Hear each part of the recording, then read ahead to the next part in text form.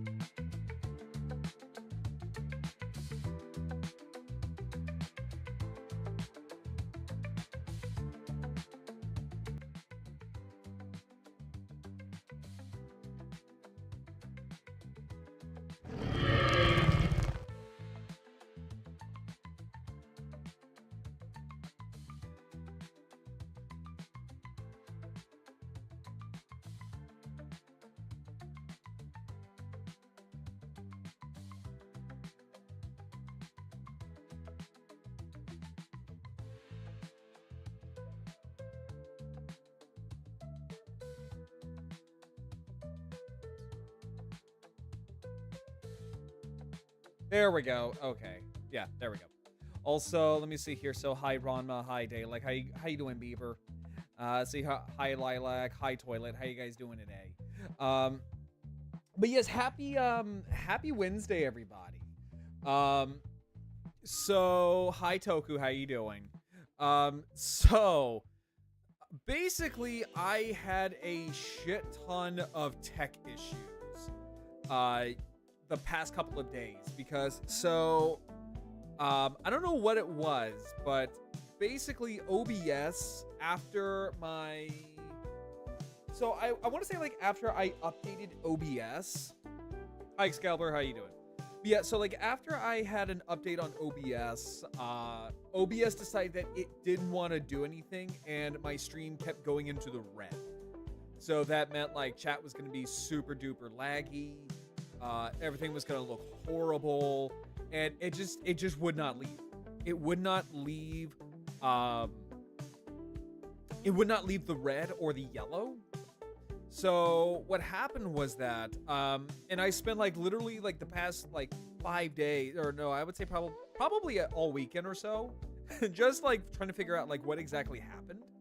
So like I went through all the steps. I tried to alter stuff in OBS. I went and re-uploaded or reinstalled drivers and stuff like that just to see like what would actually work. And so nothing seemed to work, and I was getting frustrated and scratching my head as to why. As to why exactly is my OBS not wanting to properly stream? Well, I did everything minus praying to the Omnissiah, and I was talking to I was talking to Lumina Kira about this, and I told her, I was like, I'm sitting there going like, Kira, I am this fucking close from just praying to the well hello, oh my god, hi Amaretta, how are you doing? Hang on, let me give you a shouty. But yeah, so like I told Kira, I was just like, I'm this fucking close from just putting on the robes and just praying to the Omnissiah. I'm about this close from joining the Adeptus Mechanicus. And so what happened was literally the easiest thing to do. Like oh wait, hang on, I goofed up. Hang on, pardon me, I goofed up.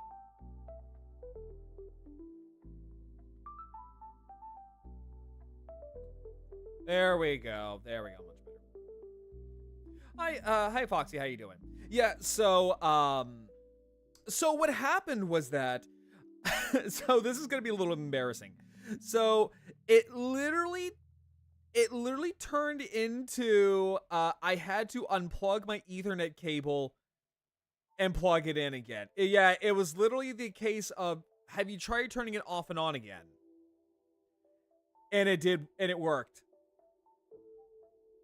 My troubles, my headaches, and frustration could literally just be boiled down to, have you tried turning it off and on again? I felt so goddamn embarrassed about the whole thing. I shit you not. Oh, it was bad. Like, it was actually bad.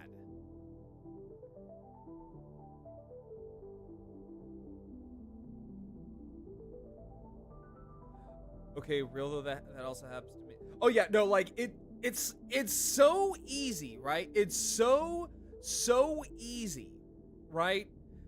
It's the easiest thing to do. But it's also like, no, it can't be that easy. It cannot be that easy. Hell, I literally uninstalled OBS, right? I uninstalled OBS just to see if that would work. Just to see if that was it. If that was what I needed to do. And no, like OBS is like, no, that ain't it, chief. That ain't it, chief. So I was like, oh, well, what the fuck is it? Like, what is it? What am I missing? And then now, so pardon me if I'm just kind of like off to the side here, because I'm trying to add in all of my stuff again. Like I'm now trying to like add in all of like my stuff again. So like, pardon me if if it seems like I'm a little bit distracted. It's literally just because I uninstalled everything and I now have to like install everything again, or at the very least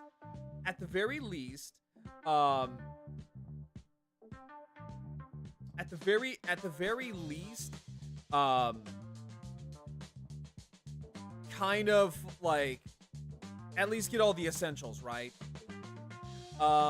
Because there was some other stuff that happened, because like, okay, so the other thing is that while I was away, so I wasn't just sitting on my ass. I was actually like actively trying to do some stuff here. So what happened was that I also fiddled around with my Stream Deck. So now I can actually use my Stream Deck. So when people like to redeem things, or if I'm like really like wanting to like what I just did there, like if I'm really excited, I can now do that without using like any of the numbers. So like my keyboard is for the most part free. So now I can sit here and cross my arms. I can take off my jacket. I can even do the super zoom. The only thing is that I haven't like, okay, hang on, let me see if I can. I'll probably add this in post. But no, like, so basically I now can do like the super zoom. So I can actually do like super zooms now. And then also, if that doesn't work, I can also change models on the fly now. So like I can actually just sit here, right? I can actually just sit here and just cycle through models. I can actually cycle through models now. I mean, granted, also some of the kinks need to be worked out as well. But yeah, no, like we actually now have a working Stream Deck. So I am like very, very excited about this. Like I said, there's still some kinks I need to like work on though. But like for the most part, I think I have it. I mean, like, granted, I also am working off of a smaller-ish kind of Stream Deck, so I am kind of doing my McFucking best. Well, hi, Jackie. How you doing? See, I need to redo mine. I'm just lazy. Honestly, I feel that.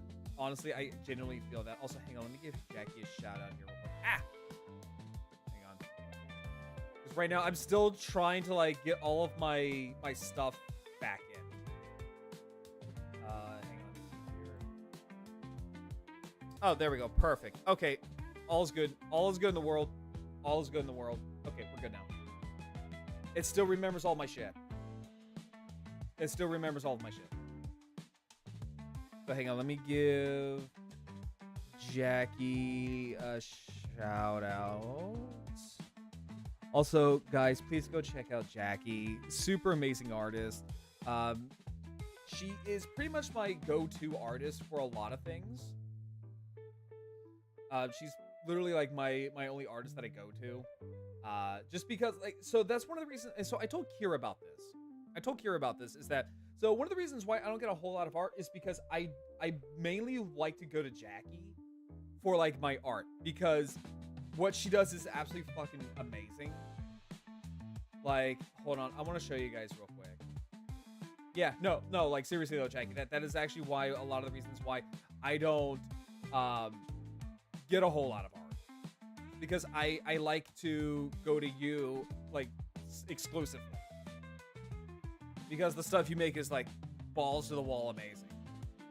Let me see if I can find it real quick, because the piece that she made recently was like, oh, just so good. Hang on real quick. Let me see. Let me go to my server.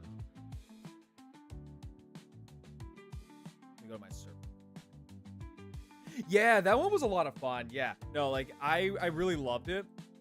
Hang on, let me save it real quick. Let's save it real quick.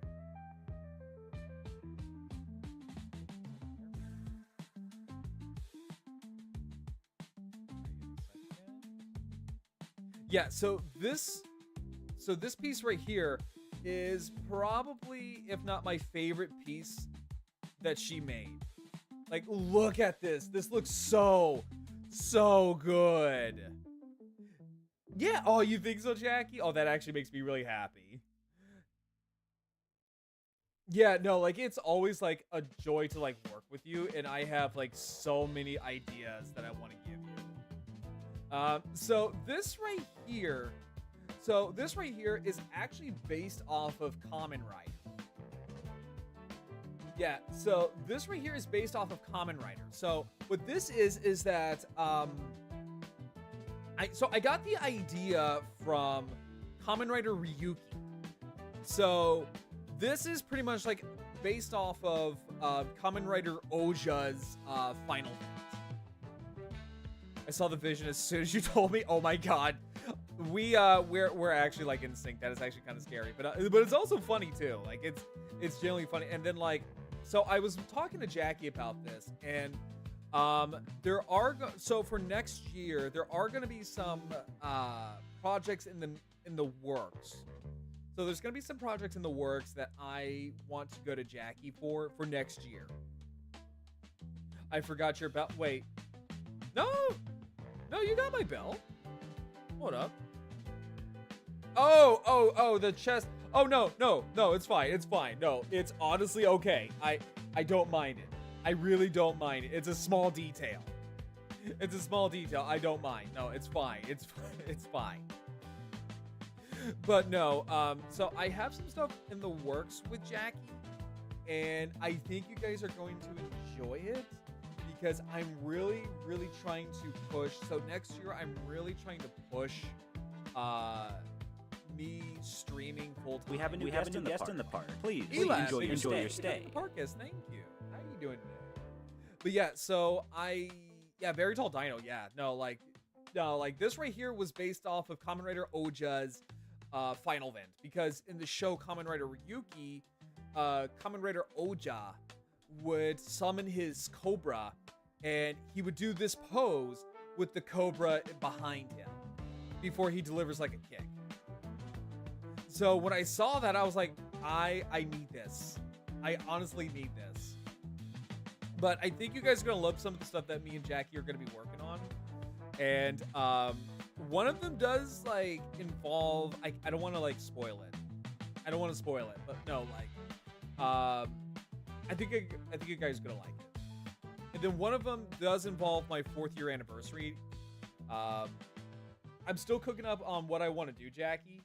So I'll let you know, like, instantly when I have the idea. Oh, you think I'm the best? Oh, you think that's the best dino? No, like honestly, you're making me blush. I actually feel a little pink. I'm not gonna lie, I feel a little pink. But yeah, so like, I'm excited for all the things you have planned. Oh, God, my brain farted. I don't handle compliments well. I straight up just don't handle compliments well. But yeah, so like that's pretty much what's been going on. And also, Lilac, since you mentioned head pats, I am trying to work on a head pat routine. I am trying to work on that. Because I know you like to give out head pats, so I'm trying to add in a head pat routine. I wouldn't say I'm awesome. I would honestly just say like I'm about average. I'm just very nerdy about the things that I like. But yeah, so like that's pretty much like what has been cooking up. Now also, so some other things that I wanted to talk about. So there were some things that popped up recently, right? There were some things that popped up recently that caught my attention, and it makes my ass boil. Like it absolutely makes just like my fucking ass boil. Let me see if I can find the video. So like, okay, this is me gonna get mad at toys, right? So this is gonna be okay. I'm just letting you know in advance. I am gonna like get a little ass blasted about a toy. It is about Transformers, right? It's about Transformers. But it's the video that I saw. That made me just blow a fuse. It made me blow a fuse, and it's about Studio 86 Megatron. It's about Studio 86 Megatron. It is the first day of Spooky Month, yeah. So that was another thing I also wanted to bring up as well, because like, so, as you all know, my birthday is on Halloween. Now, the thing is that, I am in the works of trying to make a big event, right? This is my first time trying to make an actual like big huge event. And it is so what I'm going to be doing is that I'm going to be doing a streamathon. I will be doing my very first streamathon. Nice, let's go, Ranma. But yeah, so I'm going to be doing a streamathon. And I'm going to be streaming from the 30th. So I'll be streaming from the 30th of October to the 2nd of November. See my dad's birthday. There's a lot of, well, that's really cool, Lilac. There's a lot of like birthdays in Halloween or October, isn't there? But yeah, so like I'm going to be streaming for about give or take 3 or 4 days. So what that means is that Jackie, you're also more than welcome to join in as well, because I know like time schedules are a bitch and everything. And I am working on the schedule. I am working on the schedule. It is very hard for me to do this just because I do work a 9 to 5 and I am trying to cram in literally everything into this schedule. And this is like my first time actually doing something like this. So it's a first for me, because I know a lot of people will sit there and do things like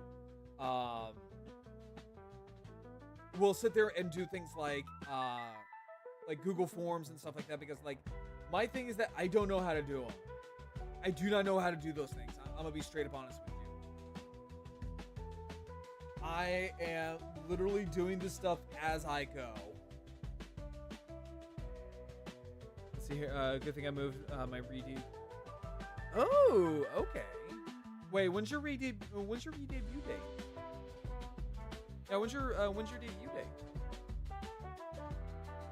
gonna say, because if it's like during a time where I'm streaming, I'm gonna try to raid again. But if it's like while I'm at work, I'm going to try my best to sneak in and probably lurk mostly, but I do want to be there for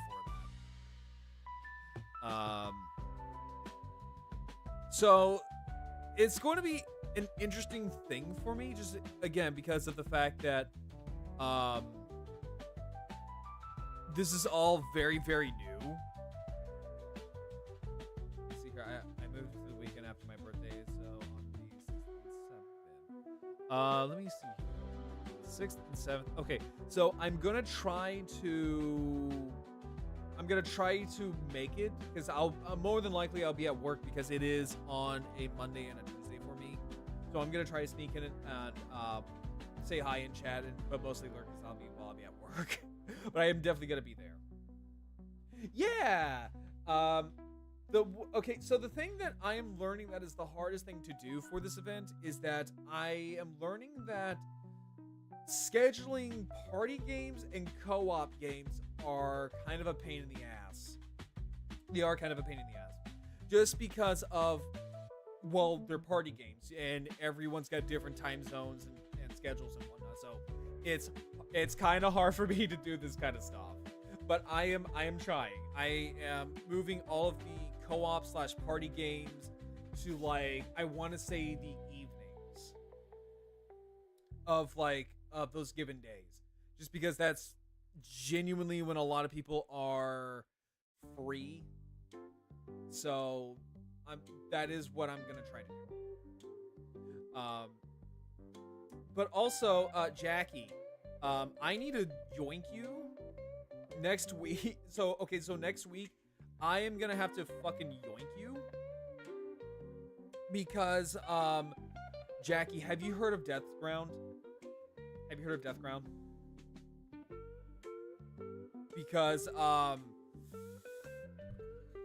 if you don't know about Deathground, please, let me tell you all about Deathground, because, my god, am I hyped about this game. Here's the thing. I have been hyped for this game since I started VTubing back in 2022. I have been hyped for this game since as nearly as long as I have been streaming, and it's been on my Steam wish list for that long too. It's bonkers. And okay, I want to show you guys this real quick. I want to show you because early access for Deathground is coming out next week. I swear to God, when this thing launches, I am going to cram my week with collabs. Because I am going to cram in as many friends as I can with this game. Oh yeah, Jackie. It's actually on the day of your debut. It's on the 7th of October. Yeah, it's on the 7th of October. I'm literally looking at the Steam library. Yeah, I'm literally looking at the Steam library.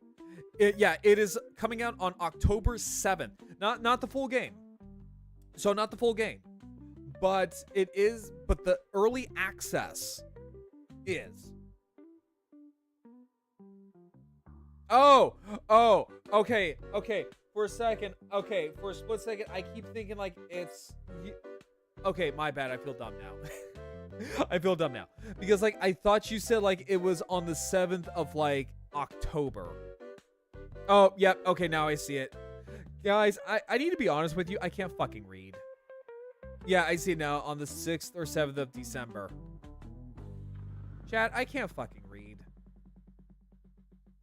I can't read. Please ignore me. I'm autistic and I can't read.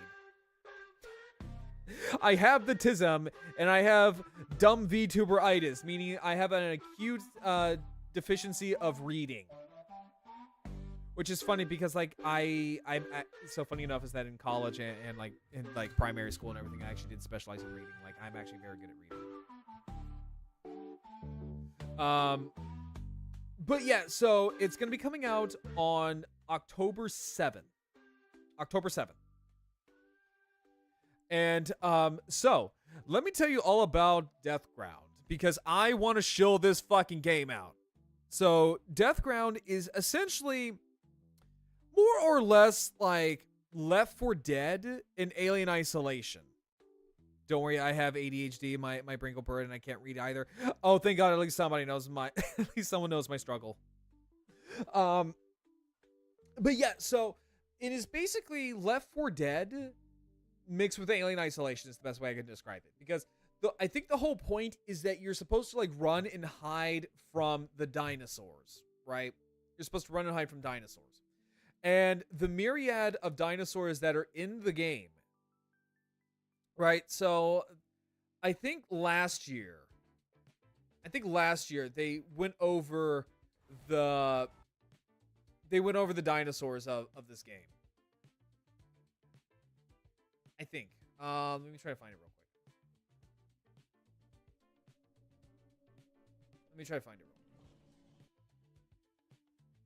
quick. Yep, here we go. Okay. Hang on, let me go grab some water real quick, and we'll go over Deathground. Hang on, guys. I will be right back.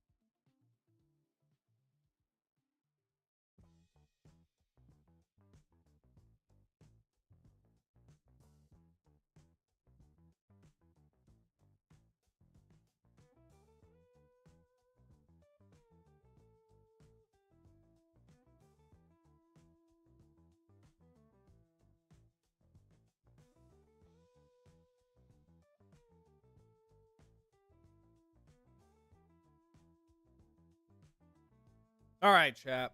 Okay. Okay, so, all right, let's take a look at this game. All right, so let's see here. Oh, hang on. You know what? Actually, hang on. Let me see here real quick. Let me get rid of. Let me get rid of this image real quick. There we go. Okay. Perfect. All right, so let's take a look at this. Okay, so this right here is... Yeah, I'm very excited too. Okay, so this here is the... Oh, there we go. Fit the screen. Okay. All right, so this right here is the dinosaurs that you'll be seeing in Deathground. Okay, so let me see here real quick. Let me move over. Oh, hang on. Like I said, I'm still a little rusty just because I took a couple of weeks off. Okay. So let me pause this real quick. Okay. So this here is the dinosaurs of Deathground. So this is pretty much the dinosaurs that, or at least the active predatory dinosaurs, apparently you'll be fighting in Deathground. So here we go. So here we have the Compsognathus. I really love how they look. No, like, I really do love how the compies look in this game. It's a very unique take on them. And then we got the Utah Raptor. The Aloe. I really love how these dinosaurs look. Also, hang on real quick. I'm eating my granola. Hang on, give me a second here.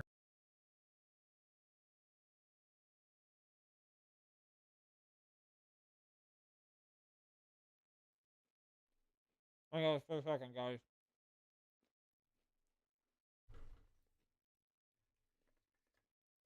Okay, hang on. Yeah, it looks good. Yeah, the Aloe looks really, really good. And of course, we have a T-Rex. I love how it roars. I love the sound.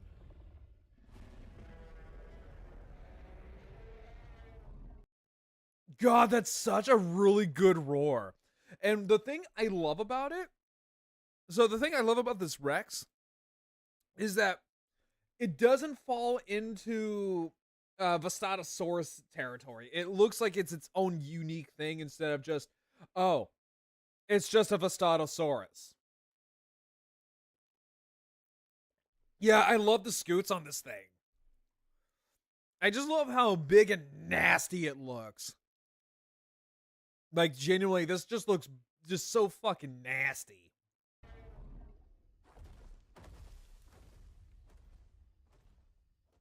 Now, apparently, there have been a little bit of more updates to this. So, apparently, with Deathground, so apparently they added other dinosaurs. Yeah, Scoot, yeah. Yeah, Scoots are the osteoderms that are on things like alligators and crocodiles. But also, I love the fact that these developers, they love having fun with their assets. Like, look at this. Like, that's just silly. I love that so much. That's adorable. Now, apparently, like I said, they did add some other dinosaurs. Now, in one of the videos, there are things like brachiosaurs.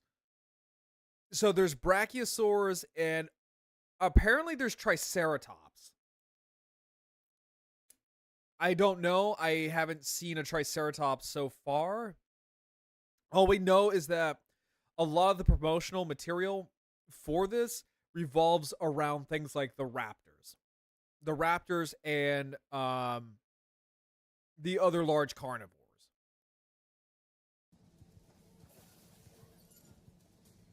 But see, here's where we have like the alien isolation aspect, and that is you can hide in things like lockers and stuff to evade the monsters.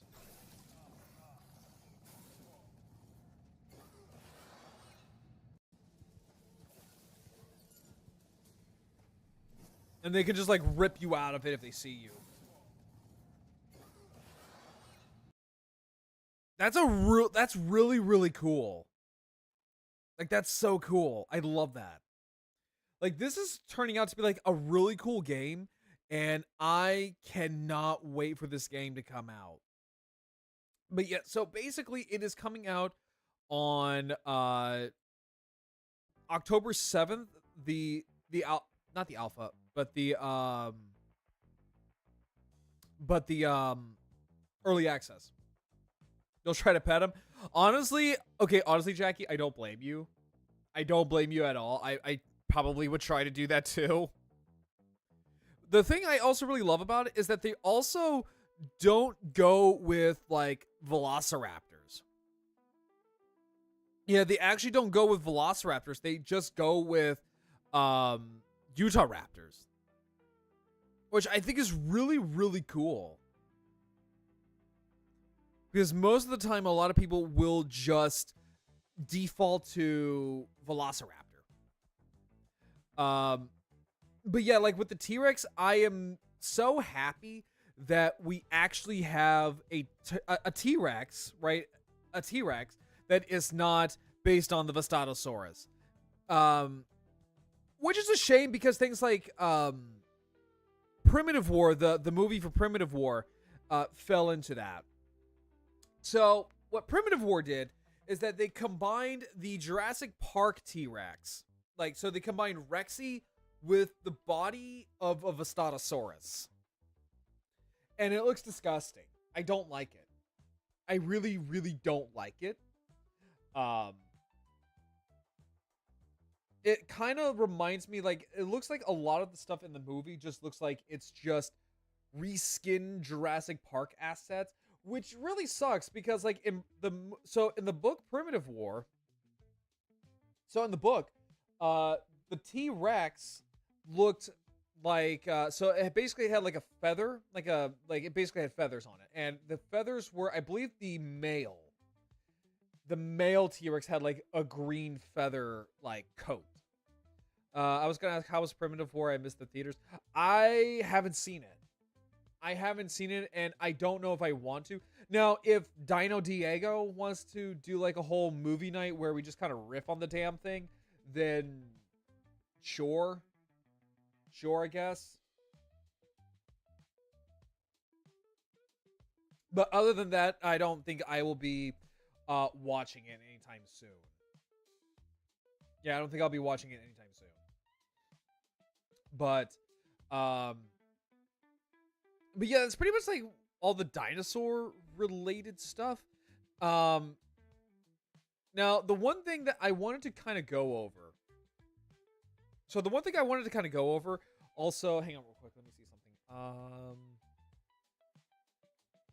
Oh shit. Okay, hang on. Give me a second here. Because I do want to pull up my sponsors.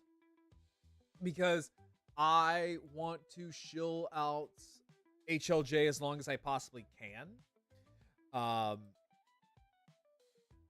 real quick. Let me just do this. Because I do want to pull up Hobby Link Japan here real quick. Elucio Dan, how you doing? Welcome in. So before I go on, I do want to say is that my streams are sponsored by Hobby Link Japan. Hobby Link Japan is your #1 hobby store in the world for all of your anime figure and Gunpla needs. I do have referral links in the chat command code that will take you directly to the website. The best thing about Hobby Link Japan is that they ship worldwide, and now they are starting to reopen stuff up with America, but it's through DHL Express, so it's going to be a lot more expensive. And if you want to just wait it out, basically. Also, Ranma, you don't need to do that anymore, buddy. They do. I do have bots that do that, but yeah. So yeah, basically, Hobby League Japan is your #1 hobby store in the world for all of your gunplay and anime figure needs.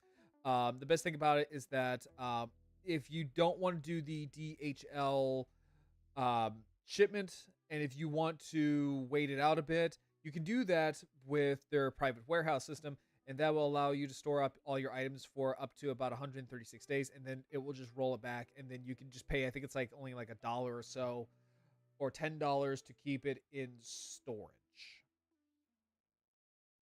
So, there you go. Oh, no, I get you. I get you. But yes, also, I am also an affiliate with Waifu Wear. So if you use my chat command code, oh god, let me see.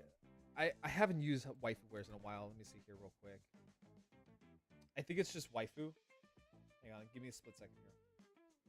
Because I don't think I have that in my... No, I don't. Okay. Yeah, so I am an affiliate with Waifu Wears, and if you use my code GRARL Brown at checkout, you get 50% off at with all online purchases. But yes, no, I get you, Ramen. No worry, no worries. But so I do want to kind of go over something with you guys, because this video that I saw really kind of boils my ass. This video really boils my ass to no end. So, for those who don't know, is that this is about Studio 86 Megatron. And if you don't know about Megatron, basically in the 1980s, Megatron turned into a gun. And due to modern safety regulations, he can no longer be a accurate Walther P-38 with all of the accoutrements attached to it. But we have people like this guy who are going, well, we want Megatron with gun mode. How come it's not accurate to the movie? Blah blah blah blah blah. Okay, hang on. What? I'm getting ahead of myself. Let's watch the video. So, as you can tell by the title of this video, this is something that has been quite the topic of discussion in the community for the last... And no shade to this guy. I just want to sit here and say, like, absolutely no shade to this guy at all for this take. On the channel for, I want to say, about a year now at this point. This is just like a fandom issue that I'm having. Instagram DM answer where he said if they did an 86 Megatron, he would be a tank, not a gun. It's been going on for over a year now, basically. So, well, and so, like, okay.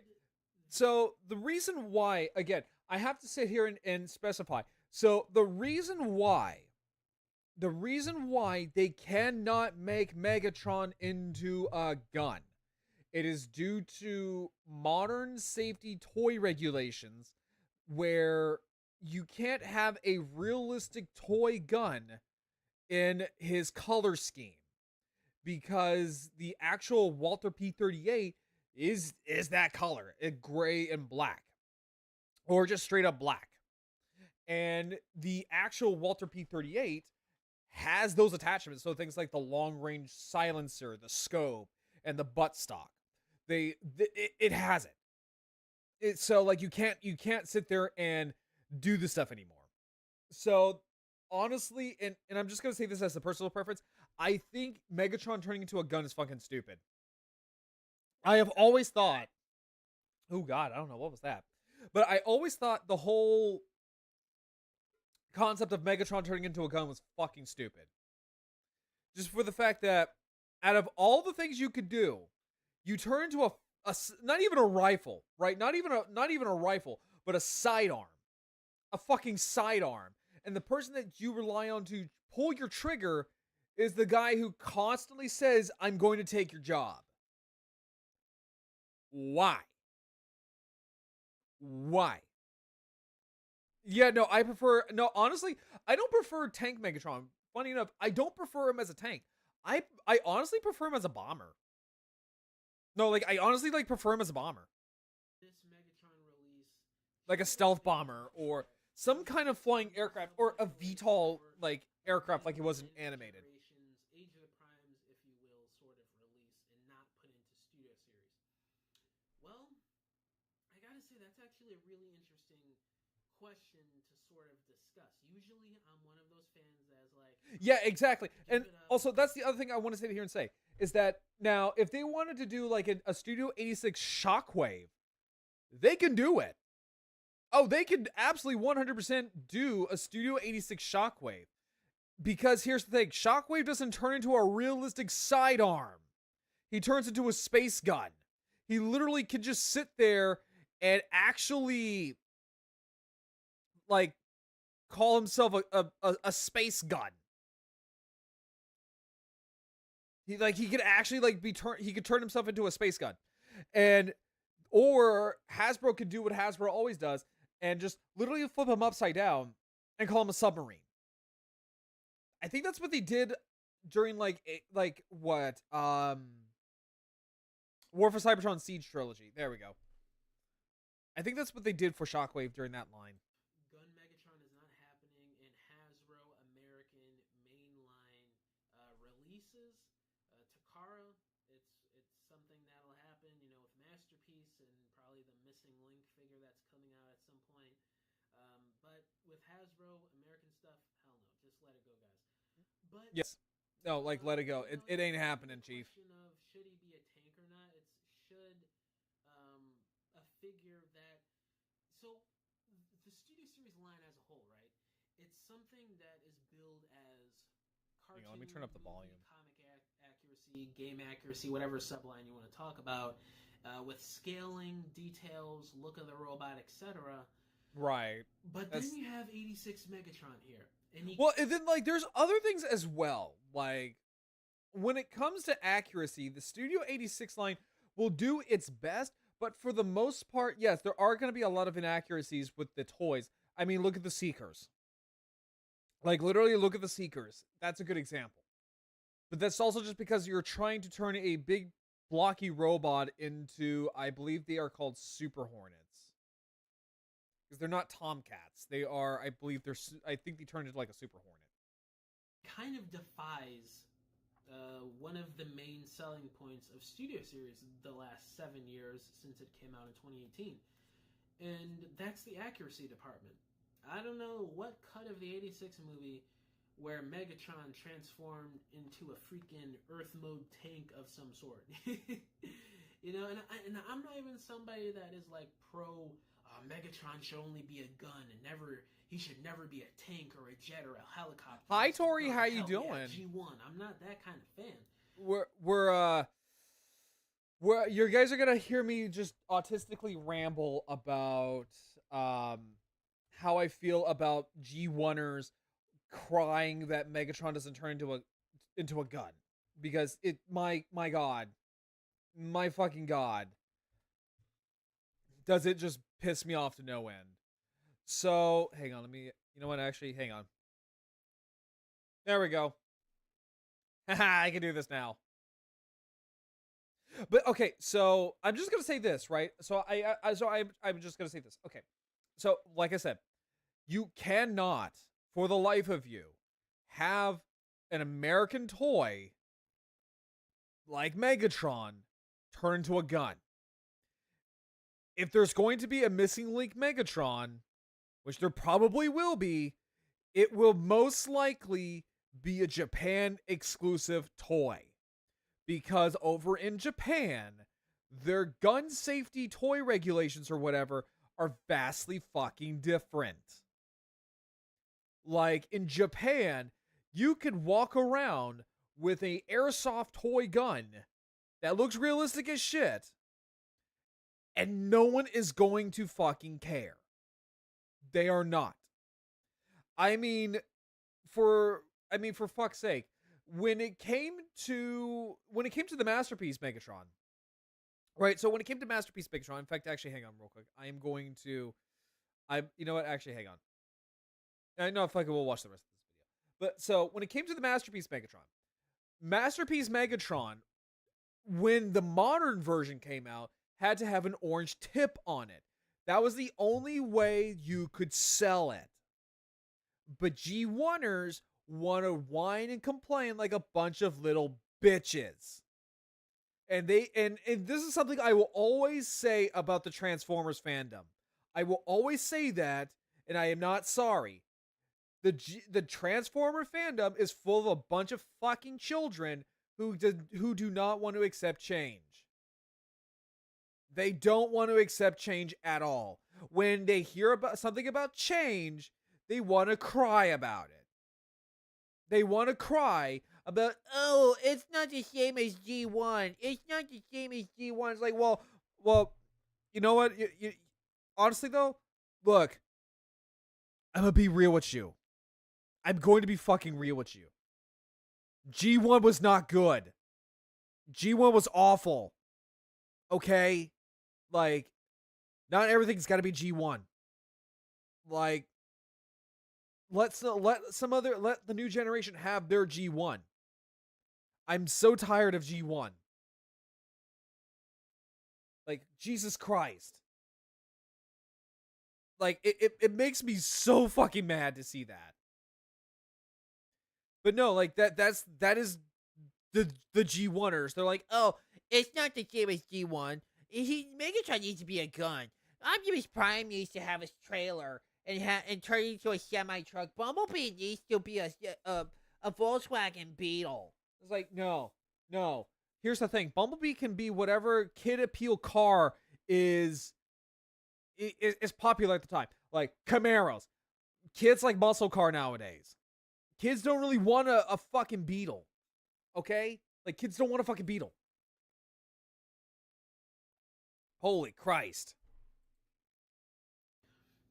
But when it comes to, sticking to your guns of what Studio Series is, I do question G2 Megatron is cooler. I will admit, yes, it is.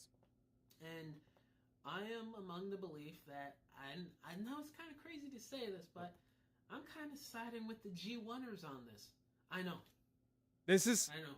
This is, okay, so this shit's part of the problem. It's like, look, be happy. Okay, be happy that you have an accurate Megatron toy from the 80s. Be fucking grateful that you have it. Oh, but it doesn't turn into a tank. Oh, or it doesn't turn into a gun. So fucking what? Okay, so goddamn what? This is probably the fucking best that they could do. Like, this is probably the best Hasbro could do given the circumstances. Right? Just like I said, given the circumstances, this is probably the best that they could do. Chris Jam is be fucking grateful with the crazy G1ers. Why was he released in Studio Series when he's a tank? When Studio Series 86 is a line based off accuracy and he never turned into a tank in the movie? I know. It's insanity. But hear me out, okay? So I already explained what Studio Series is supposed to be via what Hasbro has said Studio Series is the last 7 years. And Megatron's alternate mode goes against that. It's not accurate to the movie. And again, so what? That's not Studio Series. And like this kid is like not even like being okay, and this kid's like not even joking. Like, I could probably scroll down here and it says like there's like there's no sense of like, oh well, he's just joking. No, like, this is serious. This is like a legit discussion.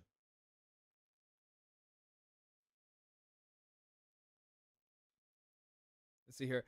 I'm not gonna hear you out random G1 baby on you. Well, okay, so like the thing is, like, I don't even think like he's a G1, like a G1er. Like, I think obviously he's a lot younger, but no, I think it's just like he's just siding with the G1ers here. If you want to gun Megatron, the only way you can get it. No, exactly, because that was okay. So back in the early 2000s, well, no, mid 2000s.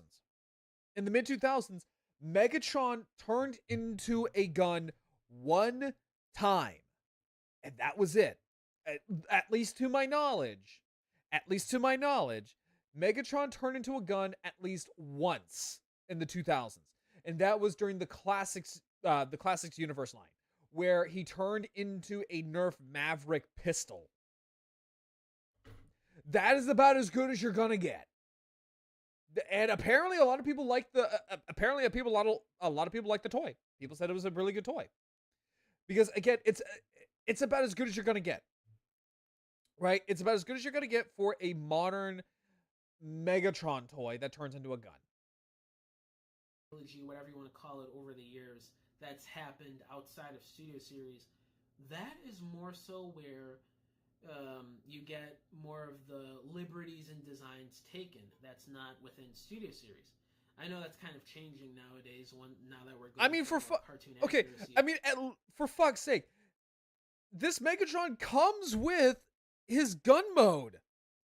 He literally comes with his gun mode. It's literally right there as an accessory.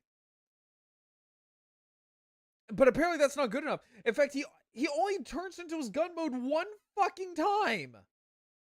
One fucking time.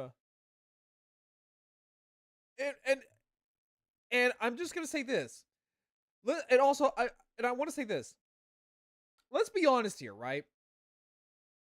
Let's be honest here. Are you really, outside of like maybe beast modes, are you really going to display your Transformer in alt mode? I'm gonna be honest with you guys. I like, for those who collect Transformers, I'm asking you, as those who collect Transformers like I do, who are severely autistic like I am, do you collect Transformers and display them in their alt modes? If they have a beast mode, that's understandable. But let's all sit here and say that if you collect Transformers, you have them in their robot modes. And if you sit there and say, "Oh well, I display my Megatron in his gun mode," no, you fucking don't. You fucking lie. Do not lie to me. Like this right here, you could clearly see what it's supposed to be. You clearly can tell what he's supposed to transform into. Outside maybe the tiniest little like smidgel of a fucking tank tread right there. You can clearly see he transforms into a gun. Also, Cats, thank you for the Also, how you doing, Cats? I'm sorry you have to hear me go off on a tangent here, because this honestly like makes me mad, just because of the fact that people are not satisfied, and they're gonna and people are crying about a toy. Also, everyone go follow Cats. She's such a sweetie, and I love her model. She's also really fun to just sit down and watch. Really, really cozy. I flip-flop between modes, but right now a lot of mine are displayed in alt mode for space reasons. I mean, okay, that might be the only exception I can sit there and make. It's like people who complain about combiners and like, oh well, it doesn't have the Scramble City combine. It just has the Scramble City alt mode or playability. Motherfucker, $20 says you probably display it in what it shows in the goddamn TV show. Stop crying. The G1 stuff. The Studio Series accuracy. Stop fucking crying. Is creeping into Brutic. G1 Brutic. Power of the Primes Bruticus. Or no, it's like, oh well, Age of the Primes Bruticus is gonna have a skeleton. It's gonna have a skeleton on it, and it won't do the Scramble City combiner stuff. Let me ask you: Do you display that shit in either the cartoon accuracy mode or the cartoon accuracy mode? Because $20 says you're gonna display it how he shows up in the fucking cartoon, and if you say otherwise, I'm going to pop you in the mouth. Because no, you fucking don't. Don't mind me. I'm just lurking and listening to the passion. Also, hi Doc, how you doing? Doc, if you want to come in and just like listen to me ramble, you're more than welcome to hang out. Mainline generations as well, and not just. All right, it's just this G1ers just boil my ass. So that's kind of to no end. Window, but it's something that also give yourself a shout out. Works better for regular generations. I don't think it makes a whole lot of sense to put him into Studio Series 86. I get why Hasbro did it. So Hasbro basically did it because, you look at the robot mode, you look at what sells. Studio Series 86 is one of the highest selling sublines for Hasbro Transformers right now. This hurts my brain. This actually hurts my brain. The villain of the movie in the subline that's about the movie, it makes a whole lot of sense, right? This actually genuinely hurts my fucking brain. Hasbro per se, No, I Because was saying from give yourself a business shout out. perspective, marketing perspective, and a money-making perspective, Hasbro, There you they're a go. corporation. They gotta make money somehow. It makes sense. So No, you're I'm not fine. I mean, really like arguing Excalibur, about that. yeah, we'll It's give them a just shout the out too. fact that they went with this decision in the first place. Because of modern toy safety regulations. Holy Christ. This actually hurts. Just because, again, and I'm going to be repeating myself, and I hate that. But again, you cannot have Megatron as a gun. You cannot have him as a gun.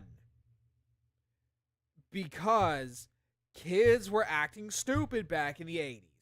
And they ran around with these toy guns because before, toy gun safety regulations were kind of loosey-goosey. Because back in the 80s, you could sell that to kids because parents at the time didn't give a shit. But because kids wanted to act around and act stupid, cops saw that and shot the kid because, oh, well, a kid probably had a real firearm, and let's face it, they're not going to take any chances if something looks like a realistic Walter P-38. What I'm saying is that nowadays, you can't have a realistic gun mode for your Megatron. At least here in the States. At least here in the fucking States, you cannot have it. For these reasons alone. And here's the other thing. If you want Megatron to turn into a gun, there is a third-party alternative for this toy. And if you don't want to do that, because third party is fucking stealing or some shit like that, I get it. That's what a lot of people say about third party toys. Me, I drink third party Kool-Aid. I love third party toys. Half of my collection right now is third party toys. I fucking, butt chug the third party Kool-Aid. I will straight up say that. But if you think third party is just stealing Hasbro's intellectual property and you don't want to support third party, that's okay. That's okay. But don't sit here and cry about it, about how he's not a gun, he's a tank. Because at the end of the day, Hasbro still has to market these toys to children. Children are the demographic. Children are the ones who consume this product. The adult collector is just a nice little byproduct of this happenstance. Like, holy Christ. Like, this argument just makes my skull hurt to no end. When they could have done it where, okay, hear me out, guys. This is a bit of a crackpot theory, but I think to make things a bit less confusing, especially for the G1ers who make up, a large part of the fandom, instead of causing mass divide with G1ers, you could have just The other thing is that G1ers don't make up a large chunk of the fandom. They make a large chunk of the collector market, and they're also a loud, they're like a loud, like, minority. They're the one, but the saddest thing about it is that they're also the ones who make all of the shots for Hasbro's creative purposes, because if something veers away from G1, they're gonna cry. If it doesn't look like a G1 toy, they're gonna cry. I mean, with the Studio 86 line, people still bitch about it. They still bitch about how it's not accurate enough. Like, there is, like, no fucking pleasing these people. And realistically, Gun Megatron transformation is more complex than Tank. No, exactly. No, exactly. Primes generation subline, and then you release a more faithful leader class, or maybe even a commander class, depending on the engineering, because turning into a gun in Megatron's robot mode, it is more harder to engineer, I'd assume, especially for a mainline release, than it would be to turn, to focus on the robot mode and turn him into a tank. So I think G1 reissue because it doesn't have the no exactly. They'll sit there and bitch about a G1 reissue because it doesn't have diecast metal on it. It doesn't have rubber tires on it. It's like, God, shut the fuck up, please.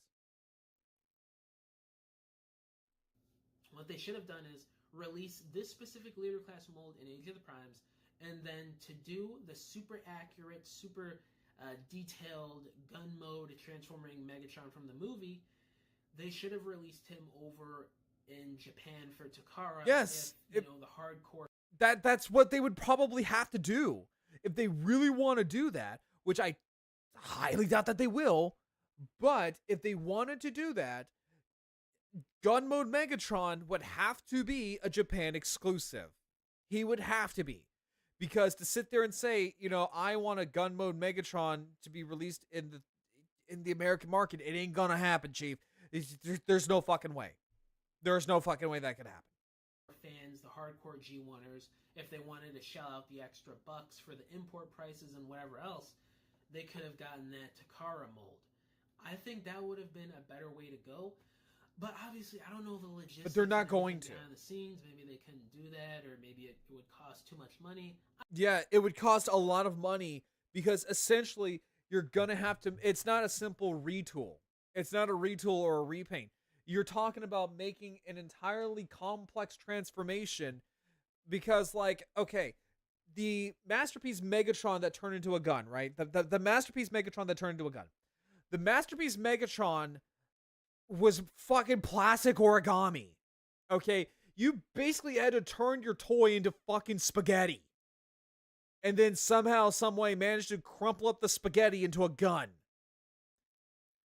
How on God's green earth are you going to, especially for a very niche group of crybabies, how on earth are you going to market that and make and pour in a lot of money? Because there's a lot of money that goes into the molds. There's a lot of money that goes into these molds, right? How are you going to pour that much money into a mold to satisfy a small portion of people? How? Why? When it's a lot easier to just re-release that Megatron in accurate colors and call it a day. You know what I'm saying? I mean, am I going nuts? I might be going nuts, but still. I don't know. I'm no expert on toy production. But yes, it's actually a lot harder than you think. That would have been more ideal. You make the gun accurate thing a Takara exclusive, because obviously you can't sell the full thing here in the States. It would have to be, you can't. Imported. And then you release the more family-friendly, U.S. Law-friendly version. You are going nuts, but absolutely correct. I absolutely am going fucking insane. For a Generations line that is more about taking liberties with character designs. I think that would have been a better compromise. But no, again, it's not. I don't know why they didn't do that. It's not. It's actually, again, it's a lot easier to just crumple them into a cube, slap a big old tank turret on it, and call it a day. They could have just straight up easily be so fucking lazy because again, it's Hasbro. It's fucking Hasbro. They could have just gone super lazy mode and just re-released the Siege Megatron toy mold for the umpteenth time and call it a day. But no, they didn't. They tried their best. And again, this is Hasbro. I don't really like Hasbro all that much. But they tried their best to marry both worlds between, what they can do and to satisfy the fans. They tried, and this is the best compromise that they can do. I mean, honestly, I probably would have just gone with a plane. But a tank is not that bad of an option either. What the reasoning could be, there could be a reasoning from Hasbro and Takara that actually makes sense. I don't know. But that's, I do agree with G1ers. It is kind of odd seeing this in a line called Studio Series that's all about scale and accuracy and how they appeared on screen. Again, scale and accuracy doesn't mean shit because there's a lot of figures that come from the Studio Series that are beyond inaccurate. A good case in point is the Studio Gaming series with with Barricade / the Decepticon Foot Soldier. There is the Rise of the Beast Optimus Prime. I mean, like, granted, I could go on. There are things like Leader Class Blackout, which is also a good example of like just a leader class that is not accurate at all in the absolute slightest. Just there is so much that is going on that is like that is not accurate at all. Another good example is the Studio Series Leader Class Grimlock from Age of Extinction. The first one, not the Titan one. So the accuracy don't mean shit. But yeah, guys, that's pretty much it for this video. Just want to talk about this. Again, no shade to this guy. No shade to this guy, even though I disagree with him. No shade. Absolutely no shade. It's really been a huge topic of discussion online. I'm actually kind of I don't know why it's a huge discussion. It's pretty cut and dry. Like a month or two ago, but it's pretty cut and dry. Better late than never, am I right, guys? But yeah, let me know down in the comments below. How do y'all feel about Hasbro releasing, the G1 movie accurate tank mode Megatron in? This hurts my brain. This hurts my brain. Again, no shade to the guy. No shade. He's a nice guy. But yeah, no. That video legitimately hurt my brain. Because it just highlights everything wrong with G1ers. But yeah, no. Like I said, no shade. No shade to the guy at all. Now I do want to say this, because I did actually no, I'm not gonna read the comment that I left. I'm not gonna be that petty. I'm not gonna be that guy. You know what I'm saying? I'm not gonna be that guy. But just, oh my god, it's just, it makes me want to strangle people. It really does. It really makes me want to strangle people sometimes. But that's honestly such an interesting topic to listen to, and you're saying, the thing is that, like, we live in a society when it comes to Transformers that things like they complained about Beast Wars for the longest time because Optimus Prime was a gorilla and not a truck. When they completely ignore the fact that Optimus Primal is not Optimus Prime. It's like they were complaining that Megatron turned into a T-Rex when he's a gun. It's like, no. That's not G1 Megatron, that's a whole nother character. It's just the Transformer fandom is just filled with a bunch of like neckbeards who just want to cry and scream and cry to the heavens about why, things are not like the 80s. That might fit the mood. Okay, hang on, let me check this.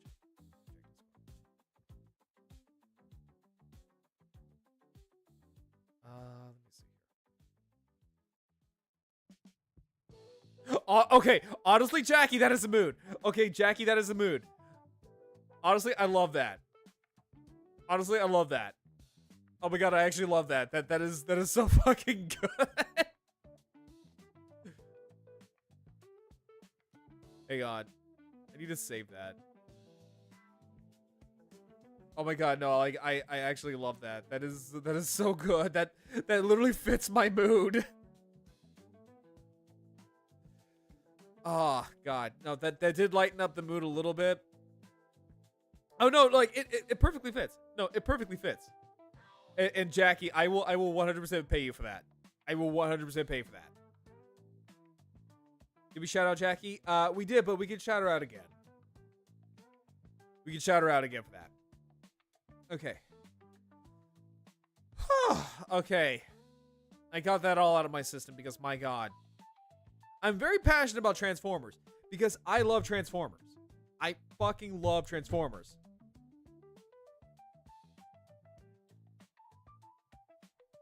But it's just the fandom. It's the fandom that just makes it so fucking hard. Let me see here. But on a happier note, Shanghai Wonderfest came around and they brought in Transformers. And I want to go over them because, my God, are some of the stuff that they brought in are just, oh my God, it's chef's kiss. It's chef's kiss. Let me see here real quick. So I want to bring this stuff up. So let's see here.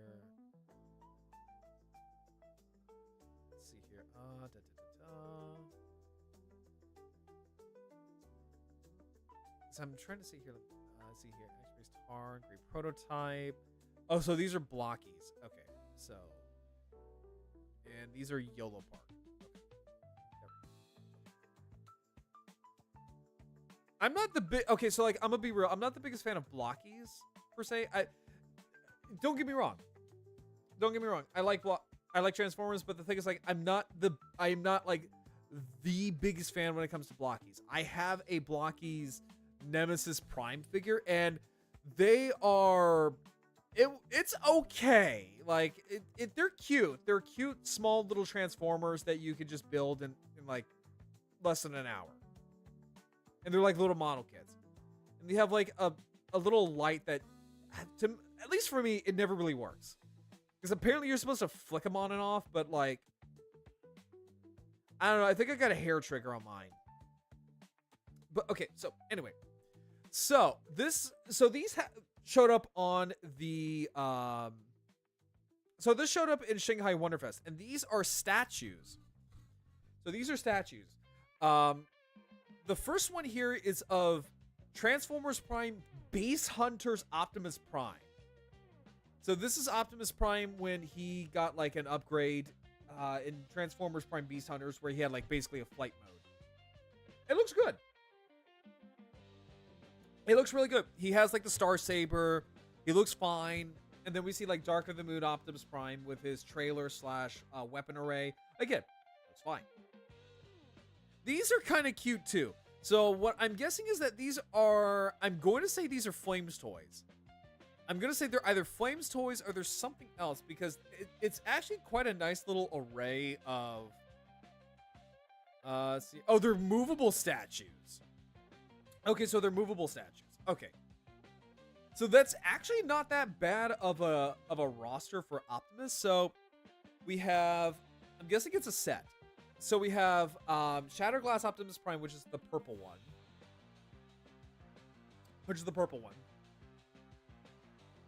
Hang on. Okay, so we have Shatterglass Optimus Prime, which is purple. I don't know the rate of their mobility. So we have Skybound Optimus Prime because it has the Megatron cannon. I'm gonna. I don't know what that one is.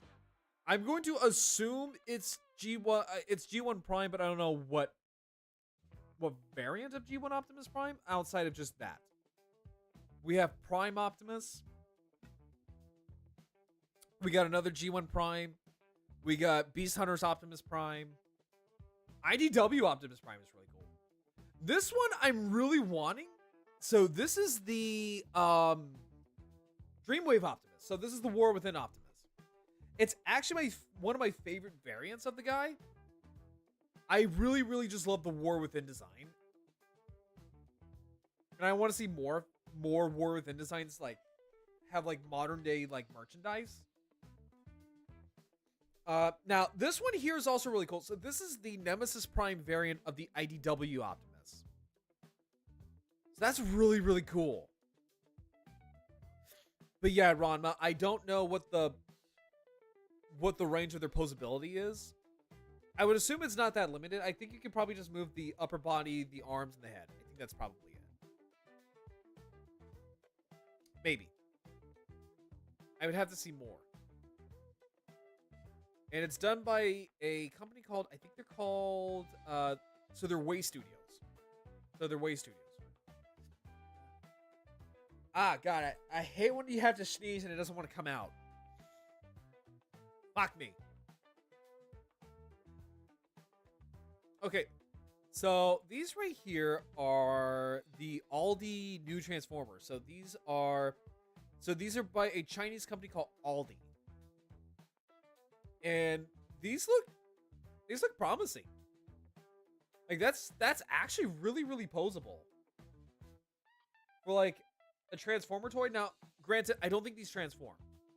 I do not think these transform, but that is perfectly a-okay with me. And they look pretty big. I'm assuming they're pretty big because those are pretty small. So we have Optimus Prime, what looks like Clear Optimus, and then just G1 Optimus. And here we have Power Master Optimus Prime, and then we have Grimlock. Both in T-Rex and robot mode. I don't know if I'll be getting the Grimlock. Weirdly enough, because I am a Grimlock fan. I love Grimlock, but I don't know if I will be getting these. I would have to see reviews of them. Here we have what looks to be Ironhide, Shockwave, Starscream's in the background. That's Shatterglass Ultra Magnus. Like these are pretty good. Like for debut figures, this is not that bad of a roster. Okay, so we have IDW Cyclonus. And I'm upset because we don't have his boyfriend. There is no tailgate. You can't have Cyclonus without his boyfriend. There's Drift.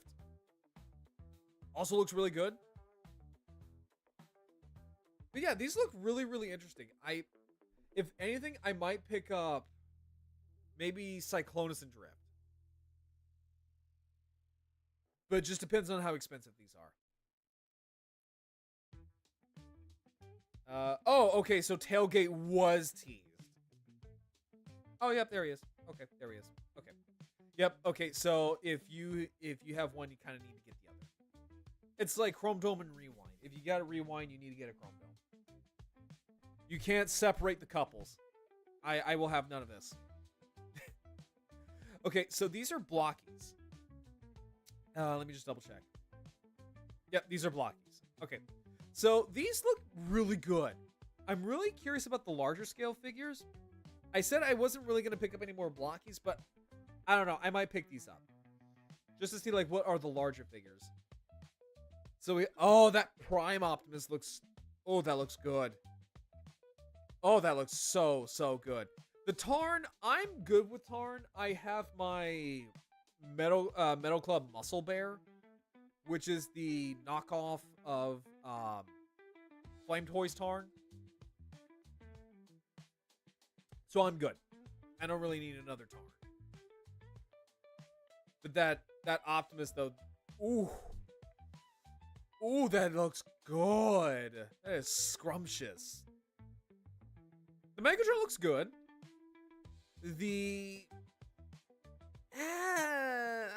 Again, it's a Bumblebee, so I'll probably pass.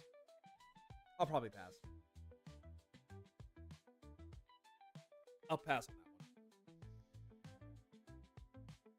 Yeah, the Tarn looks good. Like, if you don't have, like, a Flame Toys Tarn, I would say probably pick that up. And so I'm guessing these are just, like, their alt modes. So we have IDW, Optimus, and a few others. I think there's Mirage, or that might be Dragstrip. But yeah, so, like, that actually looks pretty decent. Now we're moving on to the ones that I really wanted to talk about. So these are the YOLO Park, like, Transformers.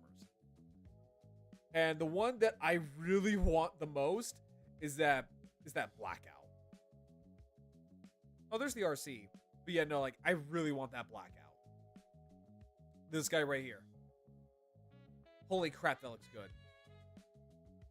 And so we have,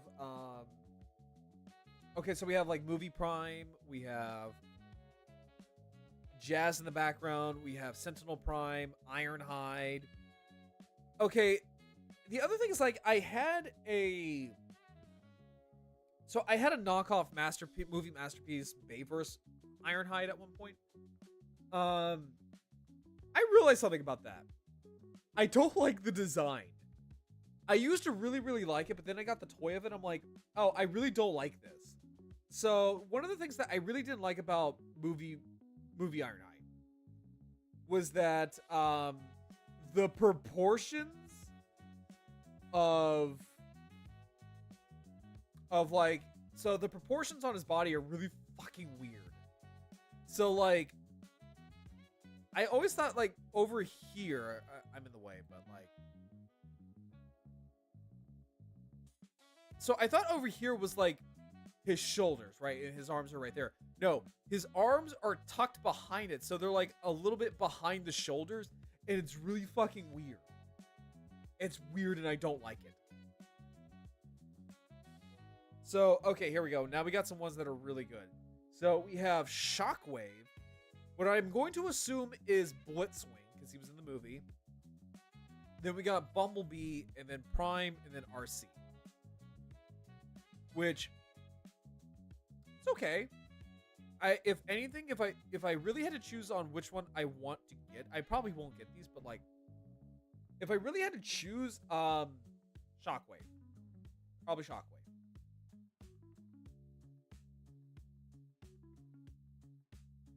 And then there's the Sentinel. Oh, there you go. There we go. Okay. So yeah, there is the Ironhide. Oh, there is the Dark of the Moon Megatron in the back. There's Jazz. Oh, there's a Drift. Oh, so they teased Drift. But man, that Blackout. I am smitten with Blackout. I love his design. It's one of the few Bayverse designs I can sit there and say, like, even now, I still really, really love Blackout.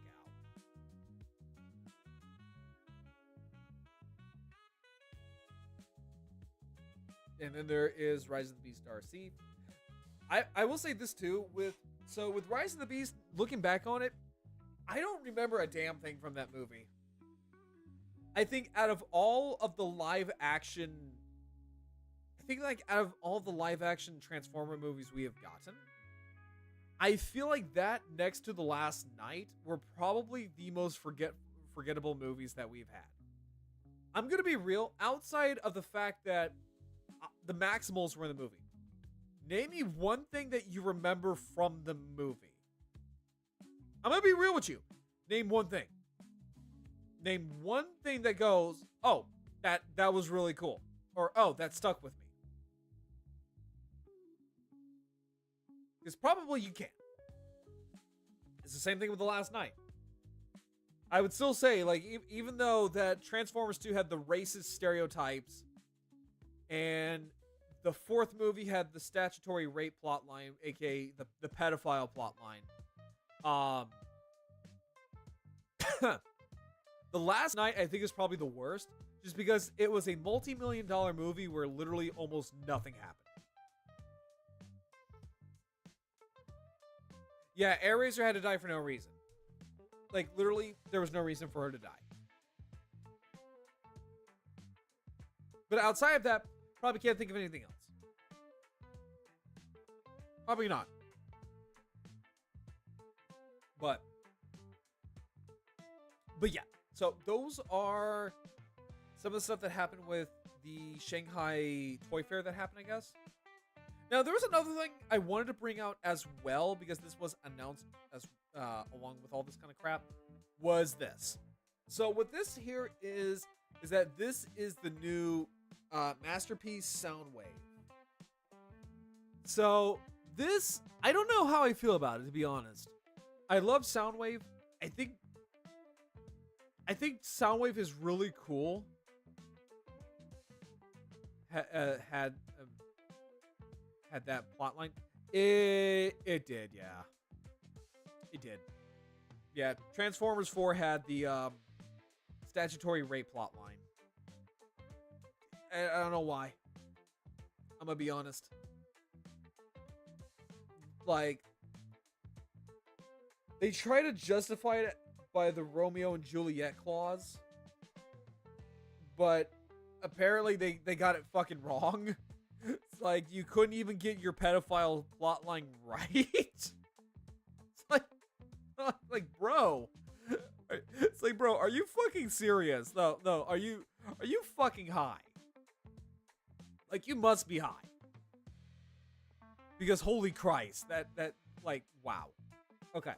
But so anyway, with this right here, so this is labeled as a quote unquote new masterpiece toy line, right? Now the thing is that so this is literally, as far as I'm concerned, literally the same masterpiece Soundwave that was released, I want to say 10 years ago.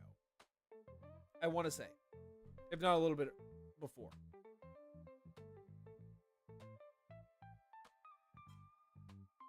So, because all it is that it's a previously released masterpiece figure, but the caveat is that it's cartoon accurate. It's cartoon accurate in color. Still has the same joints, still has the same everything. It's just a different color. So, I don't know. I don't know if how well this is going to sell. I mean, it's a good opportunity for those who want a masterpiece Soundwave that doesn't cost you an arm and a leg and a kidney to get. But for the vast majority of collectors, we already have this. Or we have a variant of it. So I don't know how well this is going to sell. It might sell just because it's Soundwave. Soundwave sells out pretty quick. It sells like gangbusters. So we'll see how this one goes. But yeah, so this one comes with Laserbeak, comes with a little sonic sensor. You can eject Laserbeak. It comes with a Energon Cube. The other thing he doesn't come with is Megatron's gun mode, and that's about it. I have a variant of this. I have the Masterpiece Sound Blaster, which is his upgraded form in the Headmasters anime, which is just like a sick red and black variant of this guy. It's a really cool color scheme. Okay, so hang on real quick. Let me run to the bathroom real quick and get some more water, and after that, we'll continue yapping about something. So I will be right back, everybody.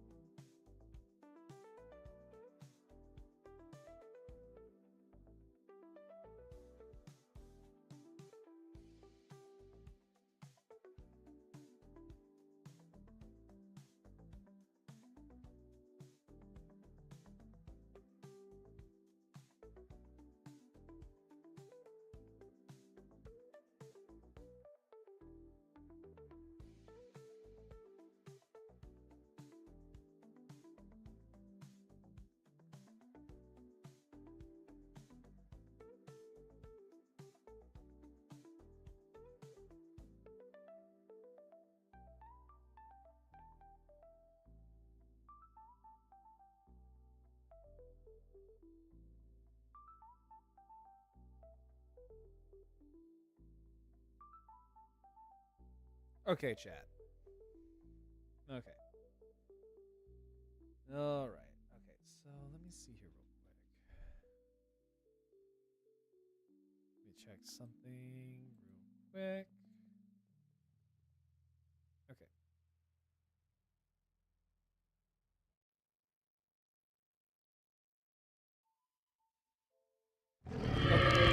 Okay. So another thing that I wanted to show you guys, and it's so the thing I wanted to show you guys is paleontology related. Like, so funny enough is that it is paleontology related because there was like a new um dinosaur that was discovered,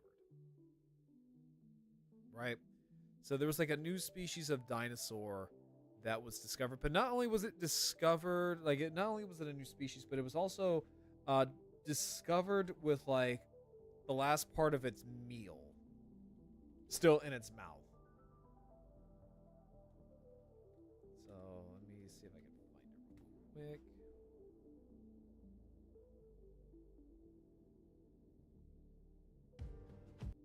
Okay, so let me see here. Because I don't know, because I know like normally like Jay, if you're, I don't know if you're still in chat, but like I don't know if you want to pop in and talk about this stuff because I know like it's like right up your alley.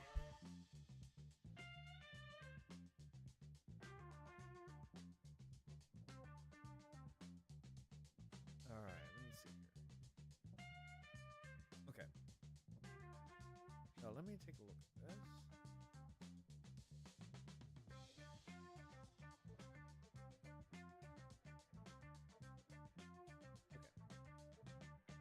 So let's.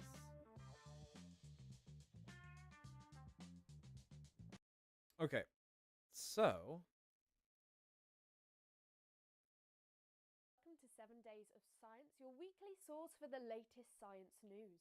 In the headlines this week, a new species of giant megaraptor from the end of the age of dinosaurs has been discovered in South America. A million-year-old human skull has some interesting implications for the evolution of our species. Okay. Scientists find that the early Earth was a dry place until another planet collided with it, and Wait, much what? more. Okay, I didn't know about that part.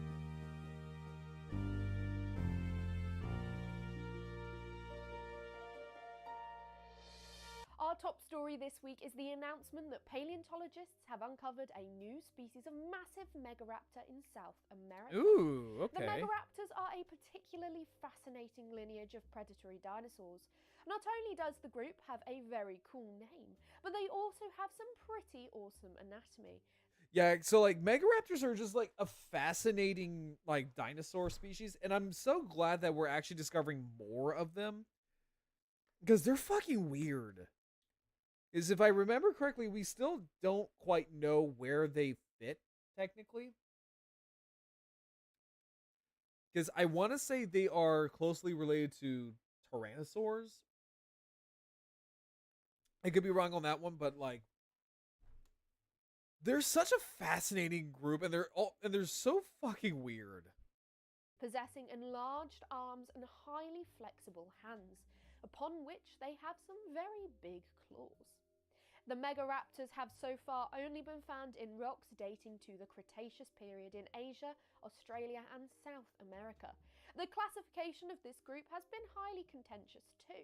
It was once thought they might be related to well-known carnivorous dinosaurs such as Allosaurus, but more recent research suggests a closer link with the tyrannosaurs.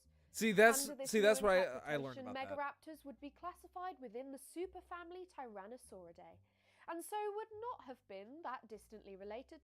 It says other studies find them to be close to the closest lineage to Tyrannosauridae, but not actually within it. To the Tyrannosauridae family, which includes T-Rex.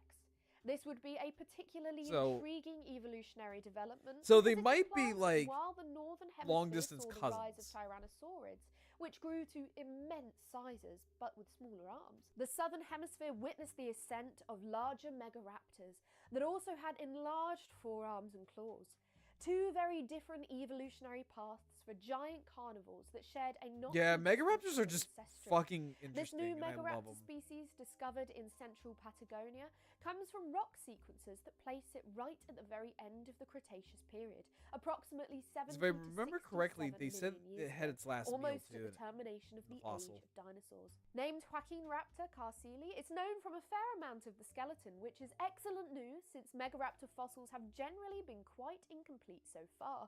The bones known for the new species include a partial skull, ribs, some vertebrae, hind limbs, and forelimbs, with a That's very cool. nice claw preserved from digit 2. This Joaquin Raptor specimen is estimated to have measured about 7 meters in length, or over 23 feet, and it doesn't appear to have been fully grown yet either.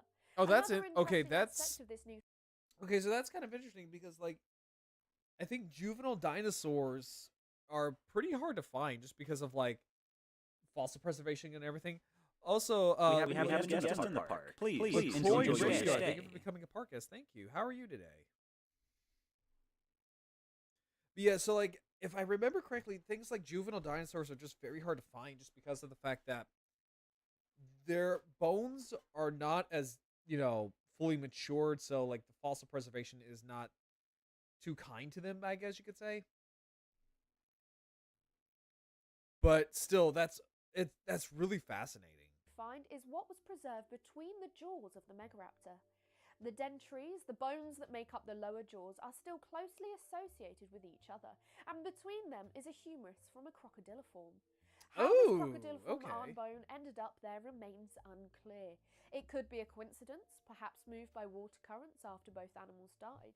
However, it is tempting to interpret this as evidence of Joaquin Raptor's last meal.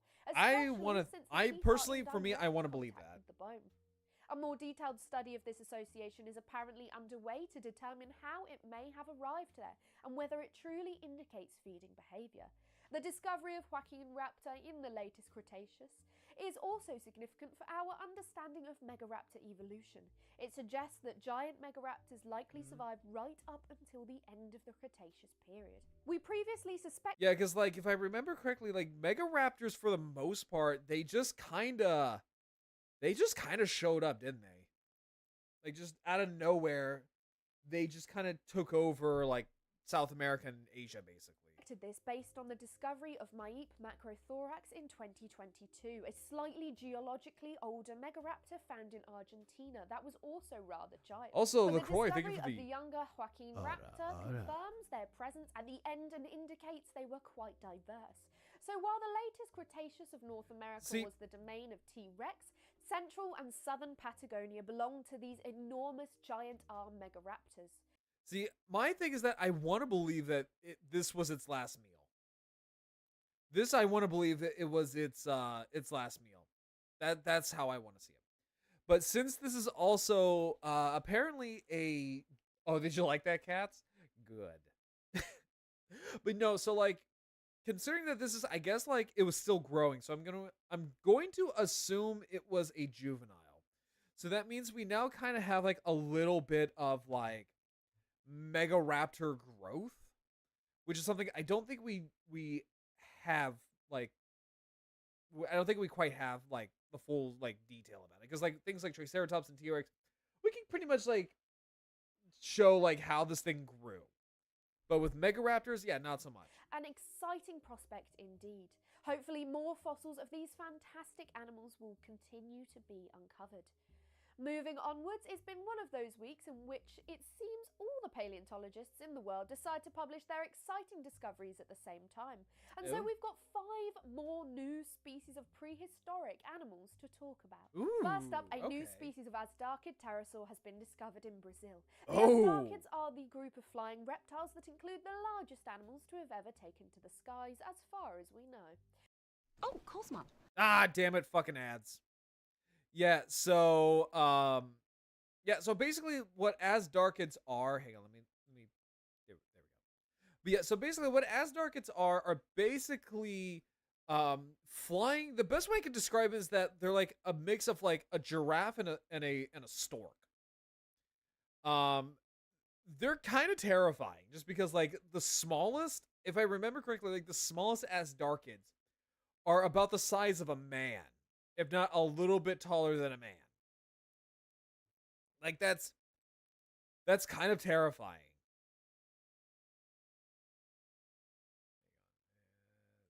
There we go. Two species lived right at the end of the Cretaceous period, around 66 million years ago. Named Galgodracocephalus, it's known from a Ooh. fragment of the upper jaw, and researchers identified it as a new species due to the arrangement of the openings in the bone and the anatomy of the groove along the palate. Galgodraco is okay. the first pterosaur found in this specific geological group in southeastern Brazil, and it's also the first Asdarchid uncovered in the country. I was gonna say, because like aren't Asdarchids like usually in like known from the same period, Europe which is found and in North Romania, America? called Albadraco. Other indeterminate pieces of pterosaur material were also discovered at the Brazilian site, including a possible fragment of jaw from a hatchling Asdarchid. So there is much more to learn about this ancient ecosystem and its pterosaur inhabitants. The second new pterosaur species of the week is from Germany. It's a much older species dating to the late Jurassic, about 149 million years ago. Named Macrodactylus oligodontus, it should be noted that the genus name here is spelt with a K, as Macrodactylus with a C is the name of an insect, which makes it the Yeah, second that time sometimes that's always like hard when it comes to like naming new species, because you gotta have to like make sure you're not like naming it or giving it the same name to like another existing species or a existing species that's still alive. Because I think that's what happened with I want to say it's Leviathan. Because Leviathan, they wanted to name it something else, but another animal already had the name. So they just went with Leviathan, which is, I believe, just a corruption of the name Leviathan. And Leviathan was a prehistoric whale, if I remember correct. Yeah, no, Leviathan is a prehistoric whale. pterosaur name has been stolen by an insect, as fans of Titanopteryx know all too well. Anyway, the pterosaurian Macrodactylus is known from a nice partial skeleton, including a complete skull and lower jaw, and it's an important species for studying pterosaur evolution. One of the major events in the evolution of these reptiles involved the transition from rhamphorhynchoid to pterodactyloid forms, shifting from older long-tailed species to more recent ones with shortened tails, along with a range of other more derived anatomical features. Macrodactylus is a pterosaur that occupies a sort of in-between position, representing a grade of animals with features from both older and more recent pterosaurs. Yeah, because if I remember correctly, a lot of like the newer pterosaurs were like snub-tailed pterosaurs that didn't have like teeth, and rhamphorhynchoids were basically um smaller pterosaurs that had like longer tails, but they also had, teeth in their beaks. I could be wrong about that. I could honestly be wrong about that, but I believe that is the case. Other pterosaurs from the late Jurassic of Germany belong to this grade as well. But Macrodactylus is smaller and also has unusually long teeth in its jaws. Another fascinating discovery. Honestly, I wouldn't Moving mind from having the a small prehistoric pterosaur as a skies pet. to the water, a new ichthyosaur species was also named last week. The ichthyosaurs, marine reptiles often discussed for their extraordinary convergence with modern dolphins, Ichthyosaurs were a are so remarkably fascinating. diverse lineage of aquatic animals that lived alongside the dinosaurs. Yeah, this like new ichthyosaur species belongs to an already named genus called Uranosaurus, an early Jurassic form characterized by an exceptionally long overbite, which gives these creatures the appearance of reptilian swordfish. Yeah, so like ichthyosaurs are just fascinatingly weird animals, just because like they kind of like took up the niche of like both dolphins and whales back in the day, because you had things like, I think it's like I want to say it's Shantungosaurus and Shonisaurus, where they were the largest animals to swim in those days, and they were about the size of like, I think it was like small whales. And with one of those species, we have found blubber,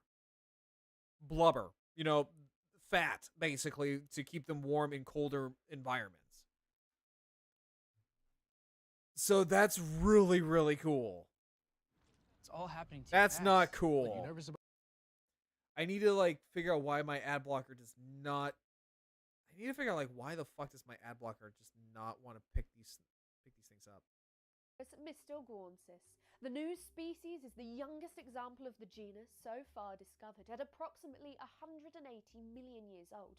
It's represented by an almost complete, semi-articulated skeleton with some Ooh, okay. three-dimensional preservation. That's actually really good. Allowing for Just to a find an detailed articulated analysis skeleton. of the fossil that proved the species-level differences in this specimen. Interestingly, the ribs of this ichthyosaur were significantly more robust and thickened compared to other Uranosaurus specimens, hinting at something interesting going on with this younger species, potentially related to its diving habits. Another brilliant new species. Oh, Shantungosaurus was a hadrosaur. Okay.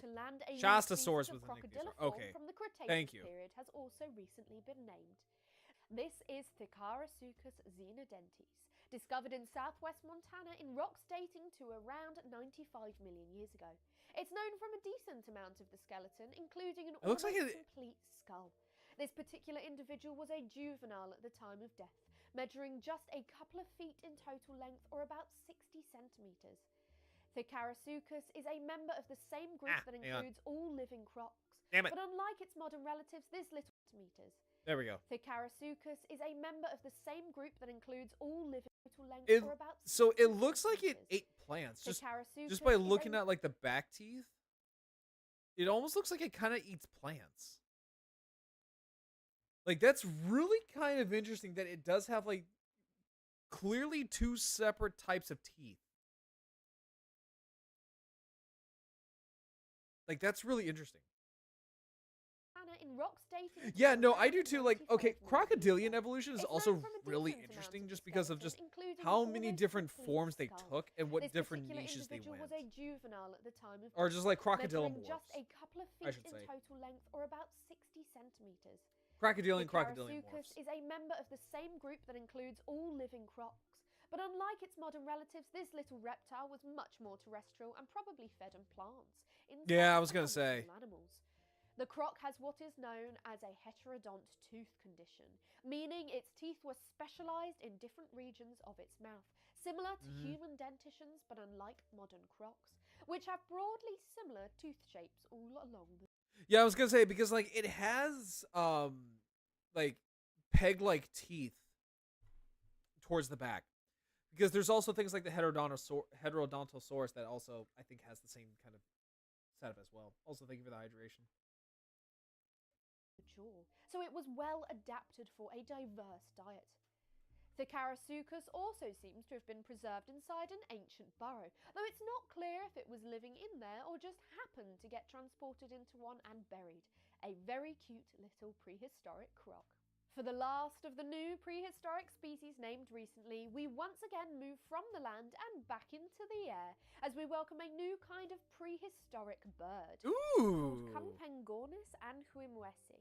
It comes from the early Cretaceous of China, dating to between 121 and 113 million. China, for some reason, China seems to be like the hot, like the hot spot for like all things that are like avian dinosaurs. Because we get so many like bird fossils from China for some weird fucking reason.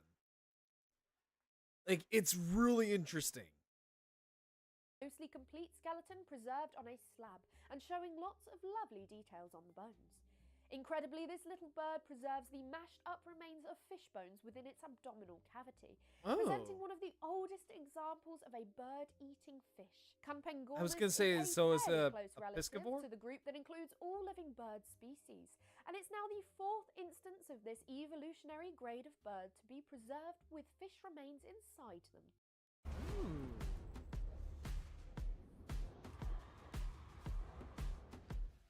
Fuck you, Dropbox. This therefore suggests that these prehistoric birds underwent an evolutionary radiation, as several species adapted to feeding on aquatic prey during the Mesozoic era, long before the immediate ancestors of the living birds first appeared. An incredible discovery, showing just how diverse and adaptable these ancient birds were. We've got some more prehistoric news next, as a new paper has re-examined a particularly troublesome ancient hominid skull and revealed intriguing implications for the evolution of our species. The skull, called the Yangzhou cranium, is approximately 1 million years old and was found in China. However, it is quite distorted due to the fossilization process. Now, researchers have used digital 3D scans to correct this distortion, revealing He that looked like he's. I don't know why, but to me okay, so that skull, at least to me, that skull kind of looks like he has like a table forehead. Like I could probably use him as like a morbid coffee table. quite distorted due to the fossilization process. Oop, Now, researchers have used digital 3D scans to correct this distortion, revealing that the cranium exhibits a mixture of features that look both primitive and more derived. As such, the researchers find that it should be classified Also, we're about to have as an ad break in early about a member couple of the minutes. Homo longiclade, the group that also includes the Denisovan humans. Performing a new analysis of the evolutionary relationships of the longiclade to the Neanderthal clade and the sapiens clade, which contains our species, they find that each lineage diverged more than. Also, can I just sit here and say it's kind of morbid to think that, like, so with humans, right? We're kind of the last of our species. If you really want to think about it, like humans are kind of like the last of their species, because there's no other like types of Homo sapien um left, if you really want to think about it, because like the closest living relative we had, which was the Neanderthals, and they're kind of they're kind of dead. Yeah, they're kind of dead. 1 million years ago, significantly earlier than some previous studies suggested. Based on this analysis, it appears that our sapiens clade originated around 1.02. Like, if you really want to think about it. However, it should be noted that this does not necessarily. I heard not to trust oh, okay. So I heard not to trust anthropology coming out of China, since China is tied to origin of humans. It's wait, hold up, wait, what? I've heard not to trust I've heard not to trust anthropology coming out of China, since China is trying to tie the origin of. Wait, are they really? Look, if it's true, if it's true, it's true. Unless, well, because I also know, like, with China, you kind of have to take a little bit of take it with a little bit of salt, because of the fact that China has also been known to um forgery fossils, I guess you could say, like fake fossils. Mean Homo sapiens, as traditionally defined, existed that long ago. Species definitions are often pretty nebulous anyway, especially in human evolution. But it does indicate that the splits between the lineages leading to modern humans, Neanderthals and Denisovans extend pretty far back in time. Before we start the space news, we can't miss the fact that it's World Space Week this week. Space news has been a staple of 7 Days of Science since the very first episode. That's what I heard from another paleotuber. Oh, okay. Yeah, because I don't really watch a whole lot of. Funny enough, I don't really watch a whole lot of paleotubers. So funny enough is that I watch. Okay, so weirdly enough, I watch a lot of like true crime. Like a lot of like true crime like YouTubers. In the technology of space travel, I don't know why I always find like true crime really fascinating, just because of just how fucked up humans can actually be. I guess you could say it's just like a morbid curiosity. If you want to find out about the way World Space Week may be celebrated where you are, then check out the World Space Week website in the description. Space really is the final frontier, and we can't wait to have many more years of bringing. Well, and also like with space, it's also equally just terrifying, just because we don't know a whole lot about it. Picks up from where we left off last week. We mentioned that ice being transported to Earth by impacts from other bodies may be a reason as to why there is so much water on Earth. And this week, a study published in the journal Science Advances has reconstructed the process of the formation of Earth, with their results supporting this idea. Large quantities of elements that are essential for life as we know it are not believed to have been found much at all on early Earth. These elements cannot condense this close to the sun, so remain as separate gaseous forms. This new study used data from both meteorites and Earth rocks to demonstrate that just 3 million years after the formation of the solar system, Earth's chemical composition was already completely unsuited to host life. The authors posit that it was Theia, the planet that collided with Earth in its early days that brought water to our planet. Right, Theia that one I do presumably know. having been formed further out in the solar system. This collision is also thought to have created the moon. Perhaps we can find more evidence for this hypothesis in further studies of terrestrial. Like, and also the one thing I also really love about learning about space is just like how fucking lucky we are. Like, just like on a whole, like it's actually really interesting just on how like beyond lucky life is on Earth and why it's even more precious just because of the fact that yes, like one tiny cosmic event caused life to happen. And like again, like just think about that. Just like a one freak cosmic coincidence or happenstance, we got life on Earth. Like if that one little planetoid or planet did not smack into Earth, we would not be here. Like it's kind of crazy. I kind of get that. I kind of get that. Have you ever watched The Worst Roommate and Worst Ex on Netflix? No, I haven't. I haven't. That. Ooh, chat. You want to watch that? You want to watch that? Lunar and other materials. And in other news, Huntington's disease has been successfully treated for the first time in gene therapy trials. Humans gonna humans, and Huntington's often disease it's is not. a rare brain It's not a nice disorder time. that sees No, the production exactly. of mutant toxic proteins that poison the brain to cause symptoms that have been described as a combination of dementia, Parkinson's, and motor neurons. Ooh, I don't like The that. gene therapy company I don't like that. Unicure has seen a 75% slow in the disease after gene therapy over the course of a 3-year period. I gladly percentage rewatch it. described Okay, to the yeah, BBC we'll by have to one watch it. researcher as spectacular. The procedure requires 12 to 18 hours of brain surgery where a harmless virus is infused into part of the brain through small holes made in the skull. This virus contains there a we go. genetic recipe Ooh, for the yeah, body that to felt good. stop producing the faulty proteins by making neurons produce a small amount of microRNA that blocks the messenger RNA responsible for the production of mutant gene that produces these proteins. This treatment is incredibly expensive as well as needing such lengthy surgery. But the massive success of these trials means there is hope for people who know they are going to suffer from this condition. And perhaps Yeah, because one that day honestly this sounds research could really lead to fucking cheaper bad. alternatives as well. Finally, for the news this week, a fascinating discovery has shed new light on the romantic relationships of leopard sharks, a species listed as endangered by the IUCN. After snorkeling with sharks every week for an entire year, You know, that's a shark dedicated species that I researcher don't see a lot of witnessed a VTubers remarkable like scene. One try to base female off and of. 2 male 'Cause, like- leopard sharks engaging in Okay, so like honestly, with all the shark VTubers, right? With all the shark VTubers that we have, I don't see a whole lot of shark VTubers that are like nurse sharks or leopard sharks or lemon sharks or because like typically when you hear a shark VTuber, they're typically like a great white or I think like a mako or something akin to that, right?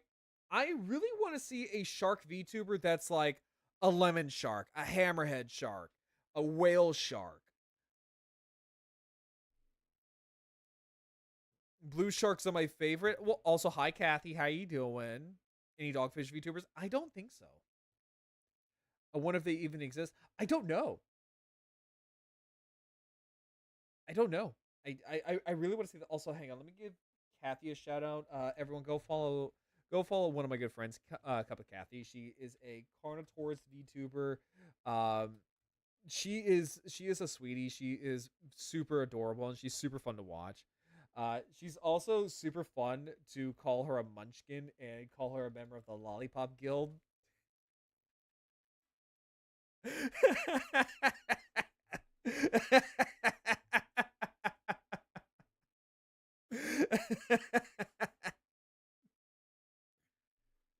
But no, seriously though, go follow Kathy. mating behaviour previously documented only in captivity.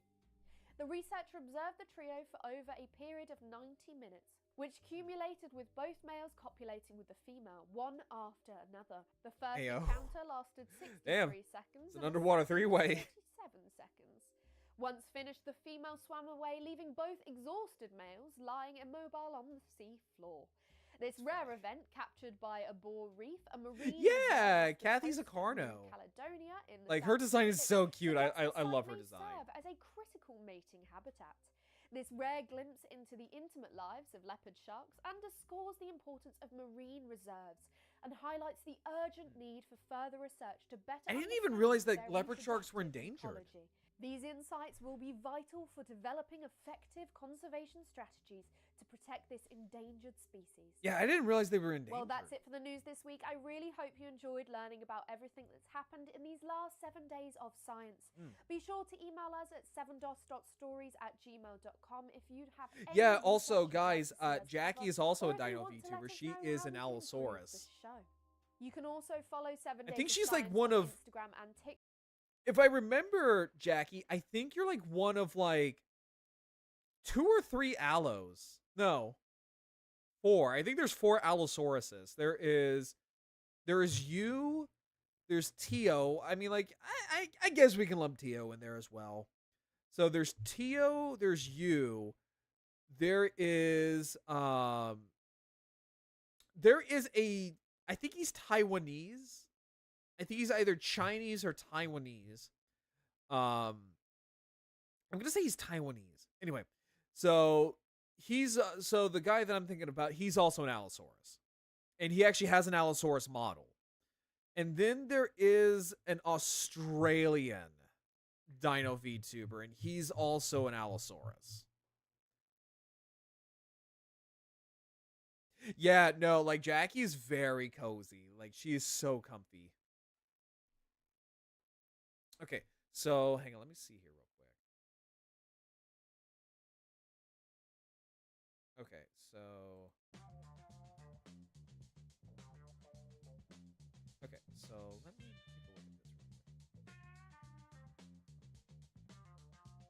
quick. Also, chat, how's the stream? Because like my stream has been dipping in the yellow and the red throughout this entire time, so I'm just making sure, like, how's the stream? Has it been doing all right? Has it been like super choppy and laggy?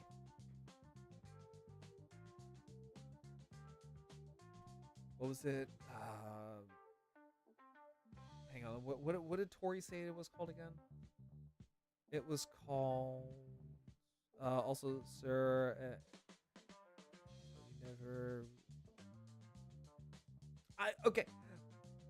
No. Oh, hang on. Let me see here real quick.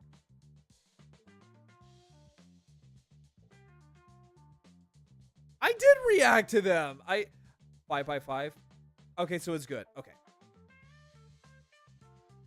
Also, Tori, I saw that yesterday. And I gotta ask.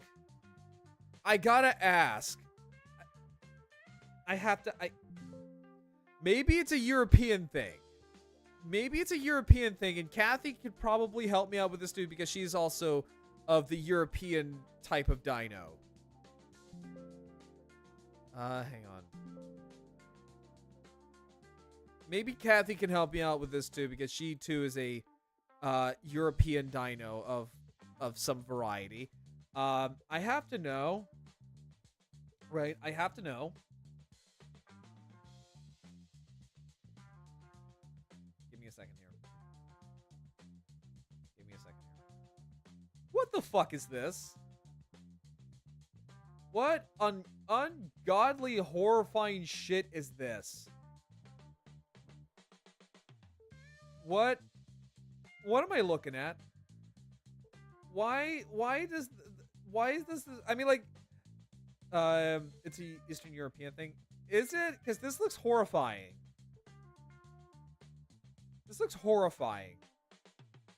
It's usually... Wait, hold up. Wait, what? Usually the garlic is raw. I don't like that. I don't like that at all. Yeah, why does this look like vomit? I have a lot of questions for you two. Because you're both Eastern European. I have to know, what is this? Why does this look like vomit? Why is there garlic? Right? I have to know these things. It's mid. I would say it looks like it's mid enough to go in the garbage. But, okay, is that... Okay, the more I look at it, the weirder it gets. So, it looks like it's on... I'm going to assume bread. Or toast. I don't know what's in the jar. I really don't want to know what's in the jar.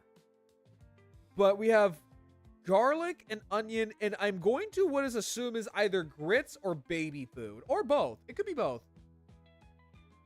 In the jar, that's the cheap.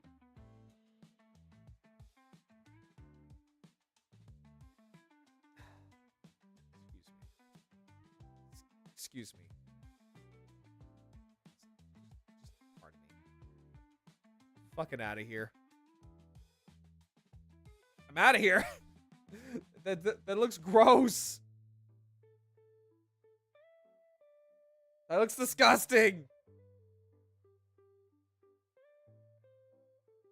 That don't look like that don't look like it's crushed garlic. That's okay. Which one is it? Because okay, so Tori's telling me it's cheese. You're telling me it's garlic. Is it fucking both? Well, it's bread, burnt one, and on top of it is a very stinky cheese with garlic. Ugh. Ugh. Oh, I hate it. Okay, that doesn't look bad. Okay, the cheese you sent me does not look bad. And in Latvia, people have it just like crushed garlic on bread. Okay, honestly, I can slap with garlic. I can honestly slap with garlic because I actually do like onions. I do like consuming onions and other kinds of like onion-like things. But just see this, I'm just like,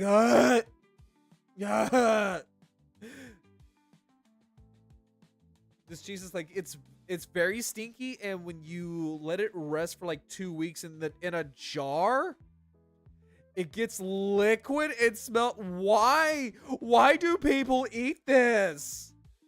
Is it better or worse? It depends. It depends on what military food and what base you go to. Are you talking Marine Corps? Because that probably looks about right. If you're talking about Army, that also looks about right. If you're talking about Air Force, oh, fuck no. No. Air Force, those fuckers eat like 5-6-star Michelin restaurant quality food. Navy, I'll let you decide on that one. More beans. I know I hate this cheese. I wouldn't eat it. I wouldn't eat it. No. No, ma'am. No, ma'am. No, thank you, Sam, I am. I'm good. I am 1000% good. General infantry again. Let me refer to my first question. What branch? What branch? Because general infantry means a lot of things. Are we talking infantry army, infantry navy, marines, chair force if they ever want to get out of their fucking chairs? Army, again, it depends on the base. It depends on the base, Paleo, because some bases make food that is actually very good. Some, not so much. If you're talking about MREs, it wildly varies, depending on like what MRE you eat. I try not to eat the ones that look like shit. I will be honest. I try to eat the ones that don't look like ass. Which is funny because all my favorite MREs, people say, oh, Grarl, why do you eat that one? That one tastes like ass. Like, oh, why would you eat the pizza MRE? The pizza MRE tastes like butt. It's like, no, the pizza MRE is good, and I will not tolerate this slander. I will not tolerate the slander of the pizza MRE. I will also not tolerate the slander of the good name that is the spaghetti and meatball MRE. I will not tolerate such slander. None whatsoever.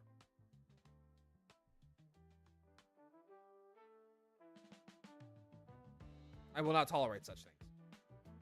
Okay. So let me see here.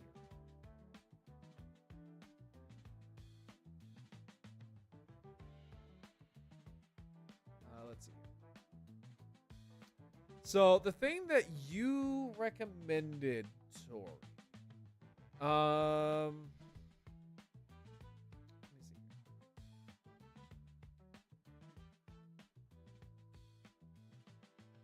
What was it called again? What was it called again? I've heard meals on the large ships can be good. I don't know. I have never been on a ship. I can be straight up honest. I have never been on a ship.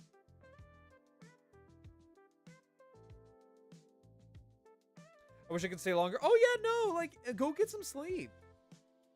I was gonna say because it's like it's gotta be late over in Europe. Yeah, it's gotta be late over there. Hang on, I'm going through chat real quick.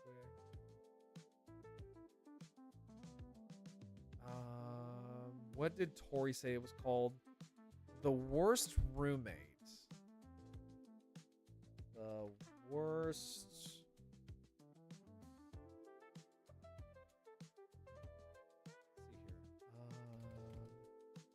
The worst roommate.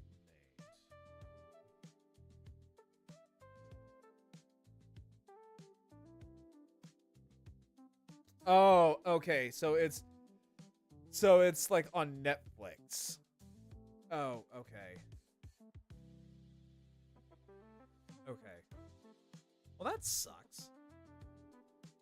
Let's see here. The series or oh no, like hang on, let me see here.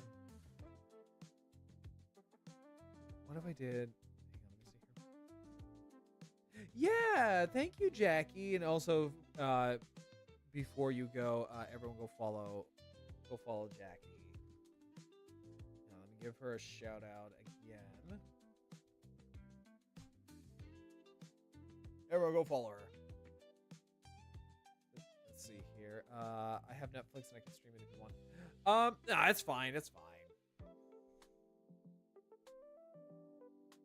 Let's see here. Let's see here. The worst.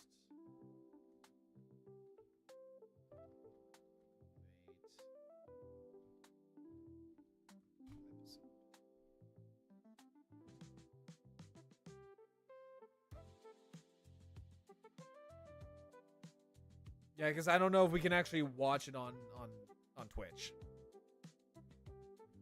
Unfortunately.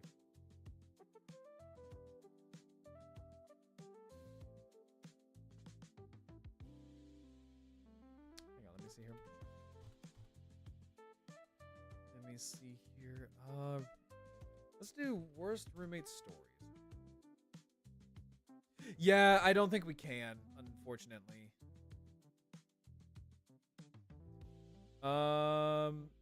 Oh, here we go. We can. Oh, here we go. Yeah, it would definitely be a Discord watch. Which, if you're not part of my server, it is !Discord. If you want to join my Discord, I am gonna try my damnedest to push that a lot more. I am definitely gonna have to push that a lot more. Let me do worst roommates Reddit stories. Let's see.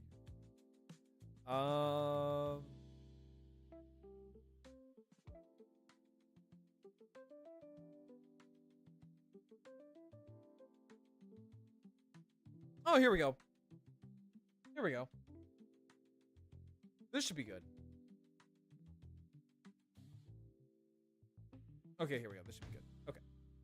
So... How bad was... Okay. Perfect. Okay, cool. All right, let me run to the bathroom real quick, and then we will watch worst roommate stories. Because I also have a really bad roommate story. Okay, hang on. I will tell you about it whenever I get back. Okay, I'll be back here in a little bit, guys. I really, really gotta fucking pee.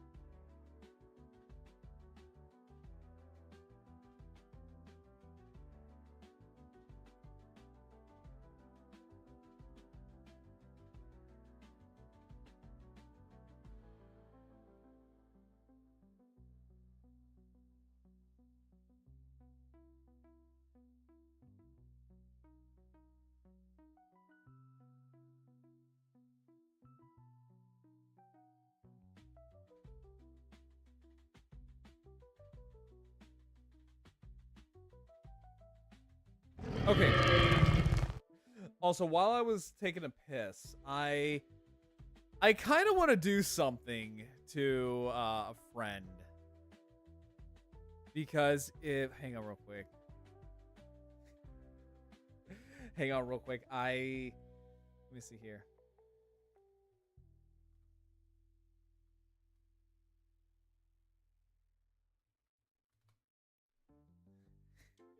I want to see if this person is here because I want to drag them into this horrible story that I found myself in. Because it is bad. Because I had a roommate from hell. Actually, no, Tori. Are you available by chance? Are you? I have to know.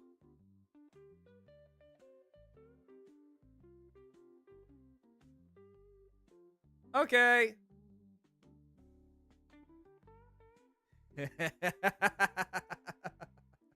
Oh, this is gonna be good.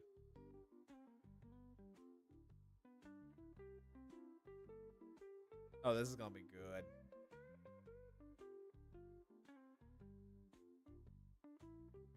I don't know. I don't know if she'll she'll pick up. Oh, there she is. Hello. Hi.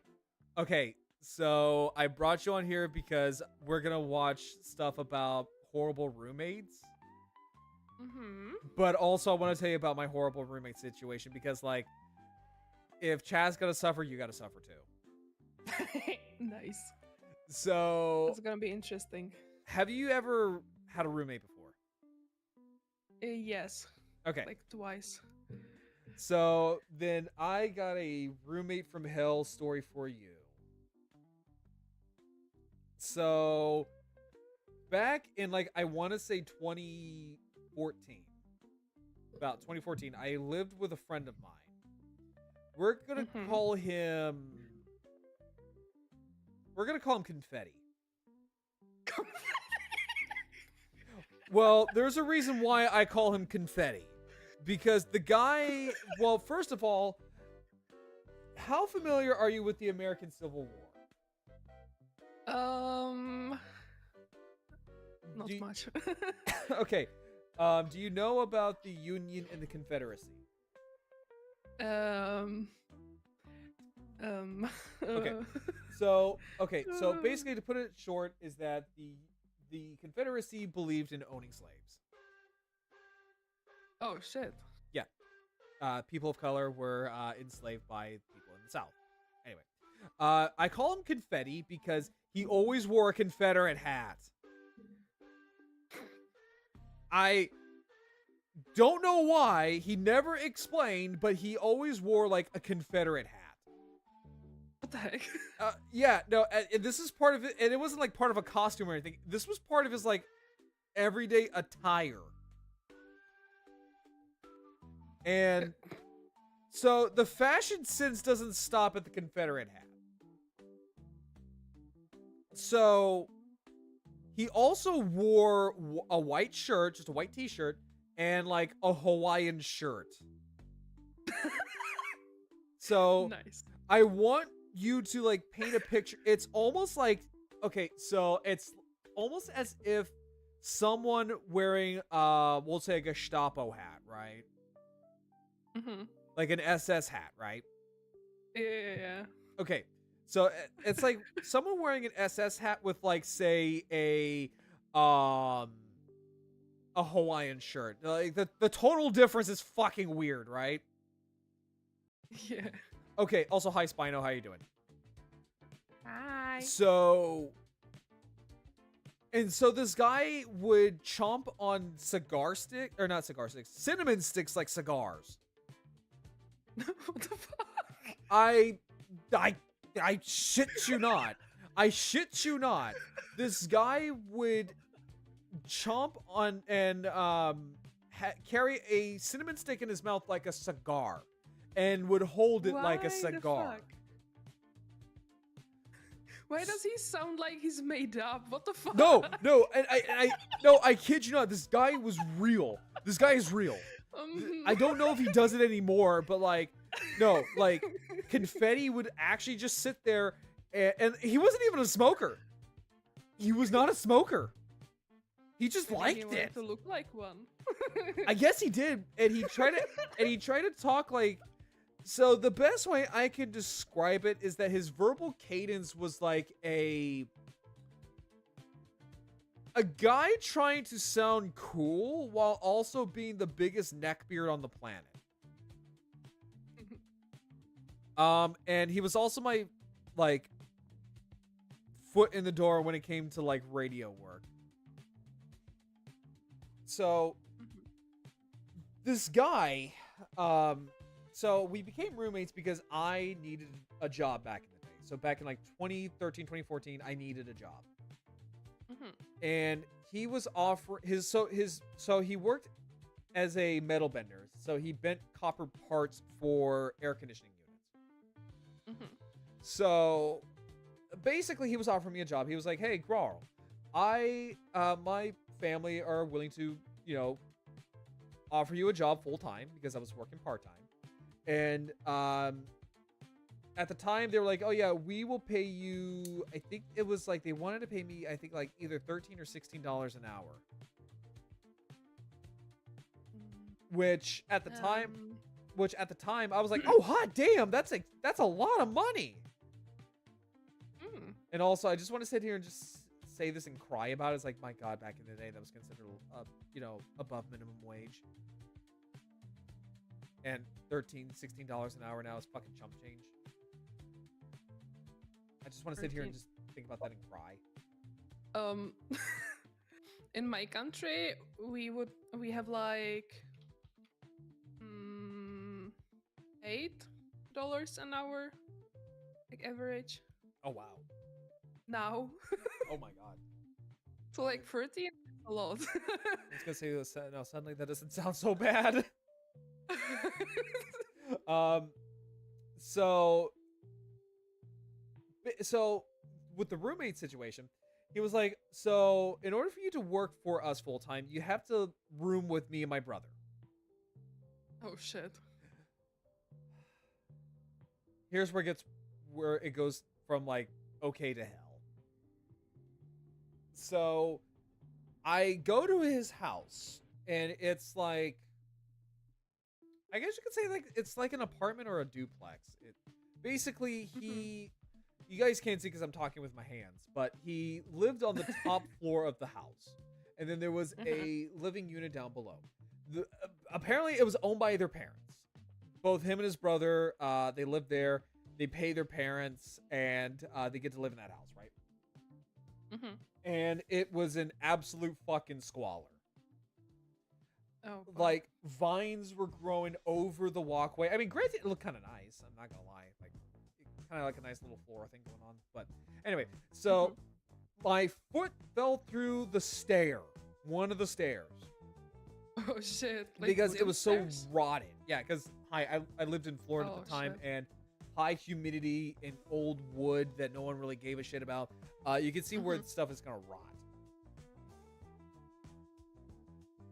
So that's not. And then like there was trash all over the place, stray cats all over the place. We haven't even gotten Look inside. at these. The inside was Like, like something you would see did- out of Resident Evil Biohazard. What the hell? And did they want you to pay a rent or? Surprisingly, no. Well, Oh, at first. At least something. Well, at first. But like, what the hell? At first. So, At first. Oh. but because at the time I think they wanted me to pay like I think it was cheap as shit because they knew I wasn't gonna stay there for long. So they said, okay, well at least throw in I think it was like $65 at the time to help out with like groceries and like electricity and all that kind of stuff. So I was like, okay, yeah, that's fine. So what it is that when I walked inside, it was like something out of fucking Biohazard. Like Resident Evil Biohazard. You know, where they're living with the, or, you know, that Resident Evil game where they're inside the mansion with all the hillbillies and stuff. Oh boy. And they So were, that's what it looked like. like the whole house was like that, and they were Yes. living in there. Yes. There What the was fuck? there was trash all over the place. You saw empty boxes of not even food, just junk food, just all over the place. They had stuff piled. Oh. They were also hoarders, so they had shit piled up as well. No, There was a hoarders, walkway. no. The fucking there was like a walkway out of like trash. The recliner was disgusting, and that was like my throne for like a while, just because of the fact that that's really the only place I could really find where I'm like this is probably the only place in the house that I feel comfortable to sit in.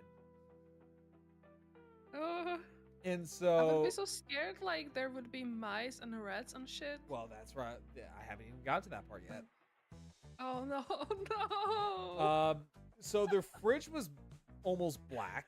Their toilet seat was black. No, no. The rim of the toilet was black. The base of the toilet was brown. The walls were yellow. Ew. No. Um, No. there was expired boxes of food in the pantry. Some had roaches in it. No. Next to the food that were Extra edible? protein. say what? Extra protein. Yeah, extra protein.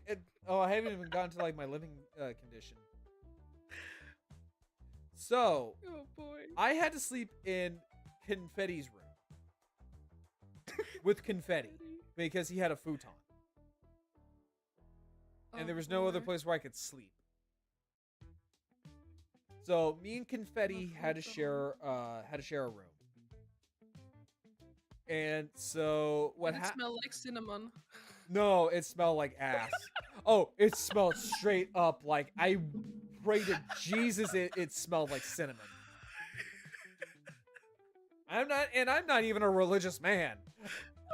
This room was so bad, the stench was so bad that it made me briefly want to go to fucking Jesus.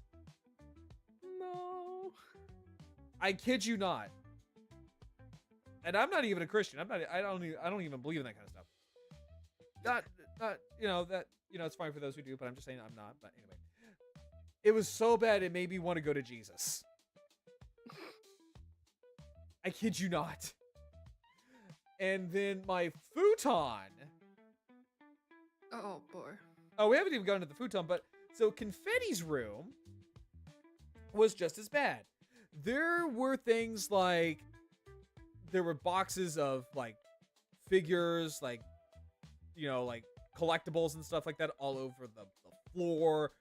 Old food, like old food on plates with condiments still on them. Like, it looked disgusting. It almost looked like the stereotypical of like what a nerd was in like the movies. Oh boy. It somehow looked like a stereotypical nerd's room mixed with the armpit of fucking Nurgle. Ew. And he smelled like the armpit of Nurgle. No. Yes. Yes, this man did. So what happened is that when I slept on the futon, he turned it into, he swapped it out from like, the couch, the couch setting to the bed setting. It's a futon, right? Yeah. I shit you not. There were roach carapaces that rolled out from the futon. Fucking cockroach shells. No. Mixed with Ew. dead cockroaches. No. And you slept on it, like. I had to sleep on it. It was either that or I sleep outside. Granted, I would have probably slept outside because, granted, it was also a rough part of town. I'm not gonna lie. It made me want to go to Jesus, sleep outside, and fight gangbangers. I mean, I would rather sleep outside. I called my mom, and I told Mama Rex, I was like, I need help, and I showed her what the room looked like, and I showed her what the living space looked like, and she almost threw up. I mean, I can't blame her. What the fuck? Yeah. And so, yeah, the vigilante. Yeah, no, I was about to just go out and start beating the shit out of gangbangers just because it's like, I need something other than this place. Like, please. I beg of thee. But yeah, so I told Mama Rex the situation, and she is like, okay, hang on. And literally a week later, I got a care package full of like Chef Boyardee canned food and like roach traps. Roach traps that exist? Yeah, they do. And basically what it is like, it almost looks like a weird little hut that the roaches go into, and it's full with like sticky paper, and they go on it, and then they get stuck to the paper, and then they die. Ah. People say, oh, well, that's inhumane. It's a fucking cockroach. Yeah. I don't fucking Especially care. if It's a you have goddamn full cockroach. Mattress, like, It's a pest. all of them. It's like saying like, oh, well, that's, well, it's the same thing with rats. I don't care. It's a fucking pest. It's either me or fucking rabies. Especially if you're like supposed to live in there, that's like fucked up. Yeah, it's like, ugh. Did it work? Oh, it worked. I burned through like I think 5 within the first week. 5. Oh shit. Because there were so many fucking roaches. That's horrible. So the other thing is that so they didn't cook. Mm-hmm. So they didn't just ordered food? No, they just went out and ate fast food. Oh, how nice. Yeah. Did I replace the bed? No, it wasn't my bed. It was their bed. I wanted to burn it.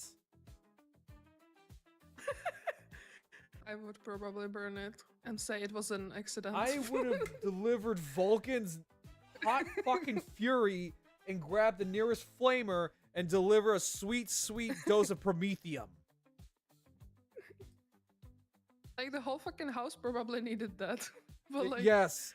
And also there was a cat. They had a pet cat, by the way. oh kitty. Amongst the garbage. Oh, poor kitty. But yes, they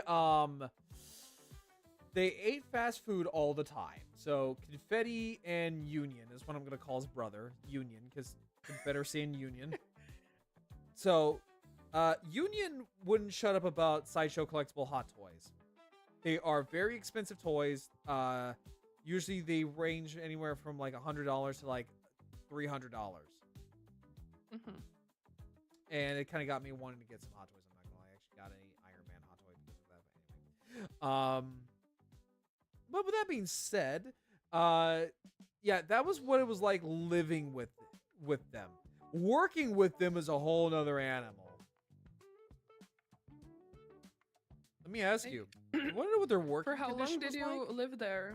Like, I think about 3 to 4 months. oh, It it's wasn't. still a lot for such felt- a It felt like a horrible fucking place. What the eternity. hell? Ew. And I was made the butt of their joke. Well, I was the butt of Confetti's joke. The fuck? I think it was because, I'm not gonna lie, I think it was just because like I was a lot more popular than Confetti. I wonder why. I was a lot more popular than Confetti among some people. And also, I'm not gonna lie, I also was a brony during this time period, and I also wore a fedora. Oh. So he thought, oh, well, I can make fun of him. He's a brony. Oh no. Yeah. I'm not gonna lie, like, no, like, I was a brony. I'm not gonna sit here and, dodge around this question. Like, yeah, no, I was a brony. I'm fully, I will fully own up to it. I had a fedora. I wore it out in public. I thought it was cool. I was cringe. I still am cringe. I'm just cooler cringe. Because I actually get bitches. Hell yeah. I mean, no slight to bronies. A lot of slight to bronies, but no slight to bronies. If you're a brony, I'm sorry that you're a brony, but I'm not. But I'm sorry to bronies. No, it's just like I can make fun of bronies because it's like I was one of you. I know what the fandom was like. You want to know? Not according to that clip. Yeah. I know about that clip. I know about that clip. But yeah, no. So I was the butt of his jokes. So the working conditions with Confetti was horrible. So they run like I said, they ran a metal bending store. Mm-hmm. And the working conditions in that store matched the living conditions of their house. Oh no. But the way I call it, it was just a giant OSHA violation. Which is basically like the boy. states, it's the safety and regulation kind of stuff, basically, to help, workers be fucking safe. Yeah. So like proper clothes and shit. Equipment, yeah, quotas and stuff like that, yeah. Mm-hmm. So basically, so when you work with like copper, there are things called brazen. Mm-hmm. Brazen is almost like a kind of like a weird pseudo welding, which you need a lot of ventilation for because it creates a toxic fog out of copper. Oh. They didn't do that. There was no ventilation. Oh shit. I wish I was kidding.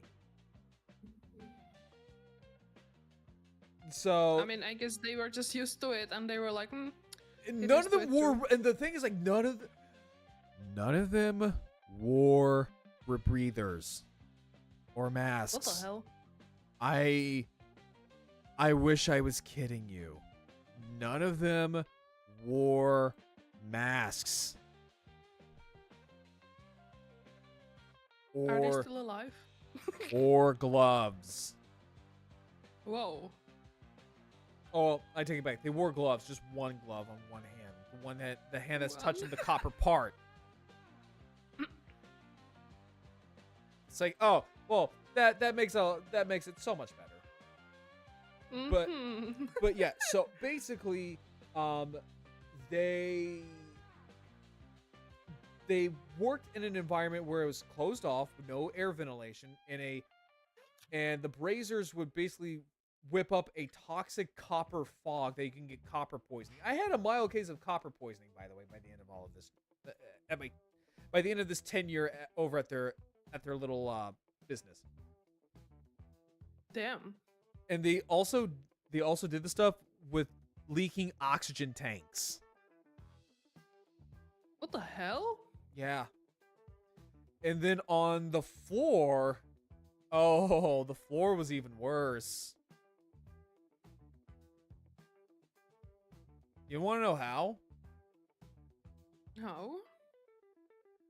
They had oil and grease all over the floor. No slick resistant shoes to be seen. Next to leaking oxygen tanks. What the fuck? Yeah. What? Yeah, no, like, it's like what Paleo said. Like, it's a recipe for disaster. It definitely is. Oh, it so was. It was so bad. That's why he was just munching on the cinnamon, because if he had a real cigar, it would just. I mean, you might as well. Flames, no? And then I also kid you not, there were rats in the fucking ceiling. Ugh, no. Yeah. Just to make it just to add a little cherry on top to this, there were rats in the facility. Fucking hell.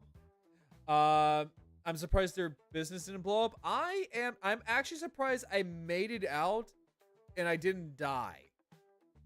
Yeah, like what the hell? The fact that I made it out without any form of like permanent damage to my body is actually quite a miracle in of itself. Because I'm not gonna lie. Do you know what the signs of like copper poisoning is? No. A good sign is that your nails are fucking green. Oh shit. And your eyes are yellow. I know this because I had to look up what are the signs of copper poisoning. Oh. Yeah, no, like, I'm actually looking at my fingernails when I'm doing this. But, so, like, by the end of my tenure there, basically, the tips of my fingernails and under my fingernails were green. Oh, shit, no. And if I looked in the mirror, my eyes were slightly yellow. Oh, no. Because they also didn't offer eye protection. It's fucked up though, like. And let me tell you, the fog burned. No, ouch. The fog burned your eyes.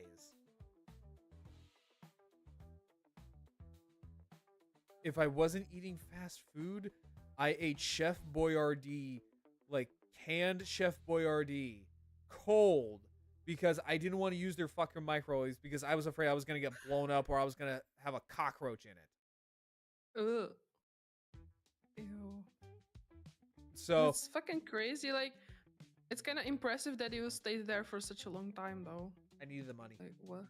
Yeah, I mean, I get that, but oh boy. Yeah.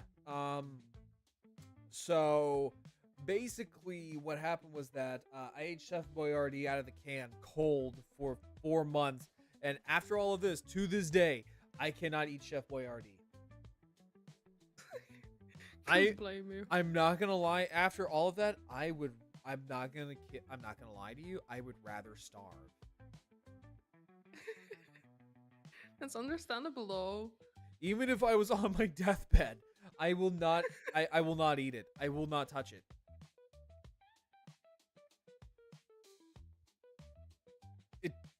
It tastes vile to me. I mean, granted, I also ate MREs from the military cold, so. but that's still better than this. Yes, I will rather eat military MREs than that. And Oh boy. and that's that is honestly saying a fuck ton. Yeah. Like the whole thing is crazy. What the hell? Yeah. Oh yeah. No, like it is actually kind of insane that again that I actually made it out okay, because I actually got Yeah, like that my too. arms like twisted and I almost lost an appendage.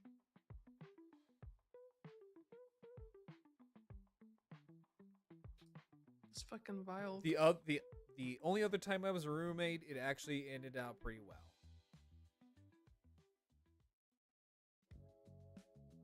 I'm not even. I only had like cases where every time I had a roommate, they were not able to like clean their room and anything else in the flat, so Well, for I had me, to be the one to clean. well, see, for me, I was okay. So a little bit more roommate history about myself. So I was also a roommate to a police officer. Hey, yo. Yeah, I was a so one of my best friends, one of my IRL, like only technically my only two IRL friends that I have. One of them is a cop, Mhm. and so he would work the night shift. And Mhm. so during the day he would be butt ass tired, if not flat out just pass the fuck out. So this was during what? So this was in 2019, and this was like before I got shipped out for army training. Mhm. So this was before I got shipped out to army training, and I lived with my friend who again worked for I'm not gonna say what county, but it was a little bit outside of Tampa Bay, Florida. And so what it was is that basically I lived in his dining room because he had a 1-bedroom apartment. In the dining room. Yep, in the dining room. Yep, straight up in the dining room. I have pictures. Where did you sleep? Like under the table? Or... No, he didn't have a table. He just had like a empty area of like carpet. So we grabbed the air mattress, and that is where I slept for the time. Damn. I mean, like, it was fun. It was fun. I learned a lot about One Piece because the dude is a huge nerd, and he is a massive One Piece fan. He's all caught up with One Piece. I'm not kidding. That's cool though. Oh yeah, no. Oh no, it's cool. I learned a lot about the what is it, the Wano arc back in the day because of him. Like it's still way better than the other experience. Oh, so. oh, absolutely. Like way better. He only charged me $100, basically, because he knew I wasn't gonna be there for too long either. The only thing I really had, I actually kind of helped change his dietary habits because his dietary habits were awful. Aw. The man would just eat frosting, like yogurt. Like he would just sit there on Like- his PC playing League of Legends, and he would just eat frosting out of the tub. What the fuck? I told him, like, dude, Chewy, stop fucking doing that shit. And I actually almost like came this close. I can't see it, but I was like this close from like smacking him. Like, that is so bad for you. That is literally sugar and lard. And he didn't like eat anything else other Oh than no, he that, ate like- stuff. But What? I had to do a lot of the cooking though, just because like again, man was tired and could not like stay awake whenever he got home. Mhm. Although that's when I actually like split my finger open too. I saw things in my finger that I dare not say because I What was the hell? yeah. I passed out from shock. Whoa. And honestly, my finger is fine. I can still feel, pain in my finger if I pinch it and all that. Like, it turned out fine. It healed perfectly fine. But yeah, so that was like my 2 roommate stories. But also 2019 was a ballin' ass year for me. Every paycheck I got, I spent it on going to the movie theater to watch Godzilla King of the Monsters. I kid you not, I saw that thing about like almost 20 times in theaters. Nice. I'm not kidding. I saw it in every movie theater format, minus drive-in. I saw it in regular IMAX, 3D IMAX, D-Box, fucking D-Box. I mean, as long as you had fun. Oh no, I had a blast. My friends were joking around saying like, you're probably the reason why, you know, it's keeping afloat here in the Western market. Oh no, like I will fully admit that. No, I will 100% fully admit that. That's cool though. Oh yeah, no, like those are that was like, and that was basically the time where I had to be a roommate to somebody.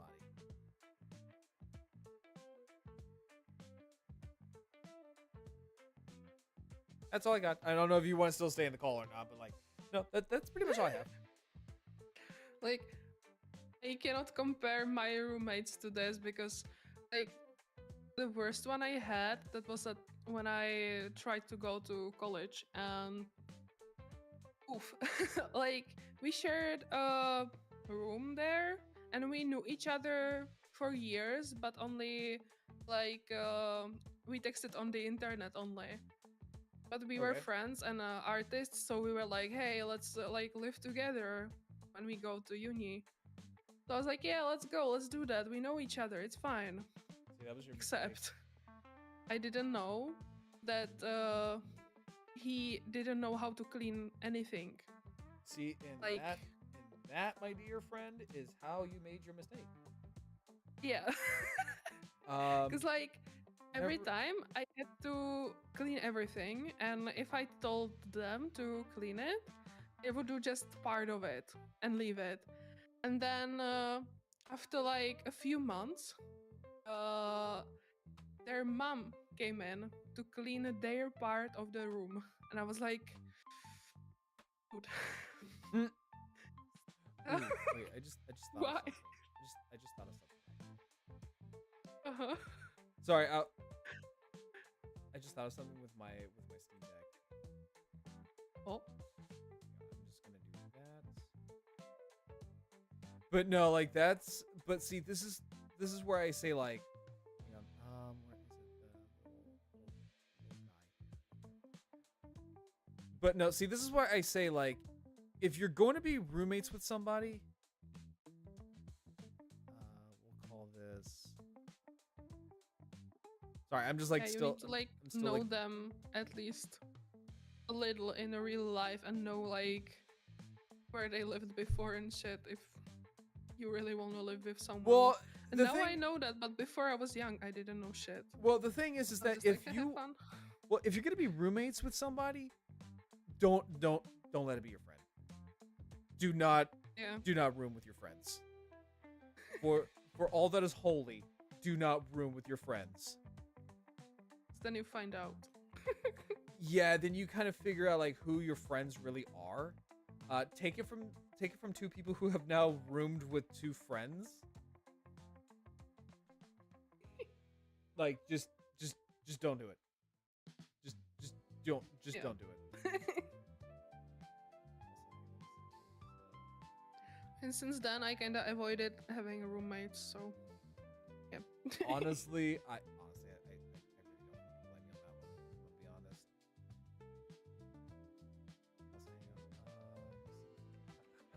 Hang on, I'm trying to figure out how did I do this last time? Hmm? No, I'm just trying to figure out how did I set up like the hotkey with this one. For what? Like an outfit or? Oh, here we go. Set from I think it's set from file. No, just set up a hotkey on your Steam Deck. Oh, I don't have a Steam Deck. Because I have Super Zoom, and then I'll have to look at this tutorial again. No, because like I just thought about that because I'm still tinkering with my Steam Deck. Mhm. So I was like, oh, wait, yeah, got this. And I'm like, shit, I forgot how to do this. But no, like, if you're ever gonna be a roommate with someone, don't let it be your friends, because it's Or, nice. like, don't have a roommate. Or just don't have a roommate. Just If you live on can. your own. Be on your own. Be sad and miserable and be on your own. No, that's not like sad and miserable. You can have pets, and then you can just go out and I mean, like, meet if you with want to your have your roommate friends, as pet, but, I mean, like, go off, but that's a little weird. I mean, we're not judging here. I'm actually gonna judge quite a bit, but we're not judging here. I'm still judging quite a bit for that.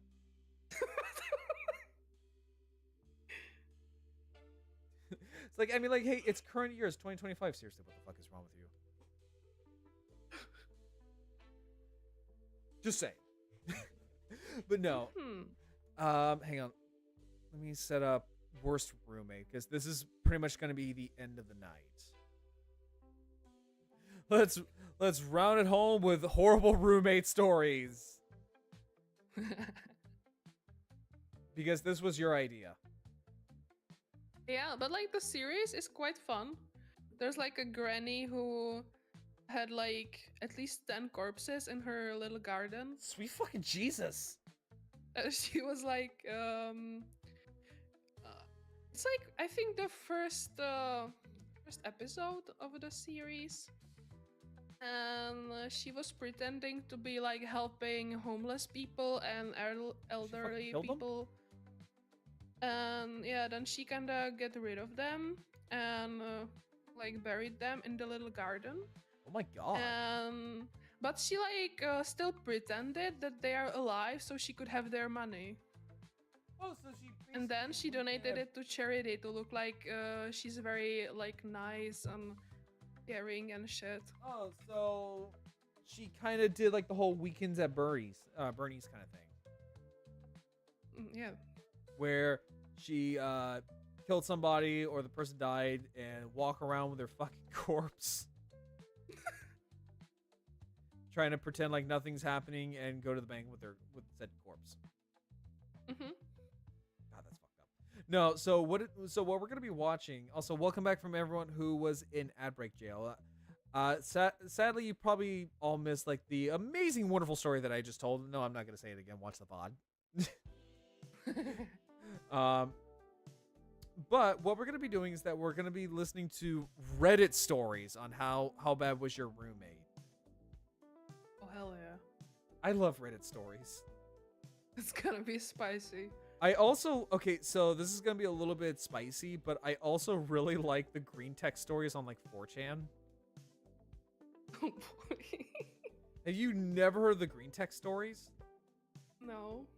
They are quote unquote real stories. They are totally legit. They really happen. I swear to God, they totally happen. But Mhm. they're just funny, like, shitpost stories. And they involve a lot of colorful words that I cannot say here. Oh boy. Yeah, they involve a lot of colorful words to describe certain people, but I cannot say them because otherwise I would get hyper mega canceled. Oh, So yeah, we're not gonna you say them would. here.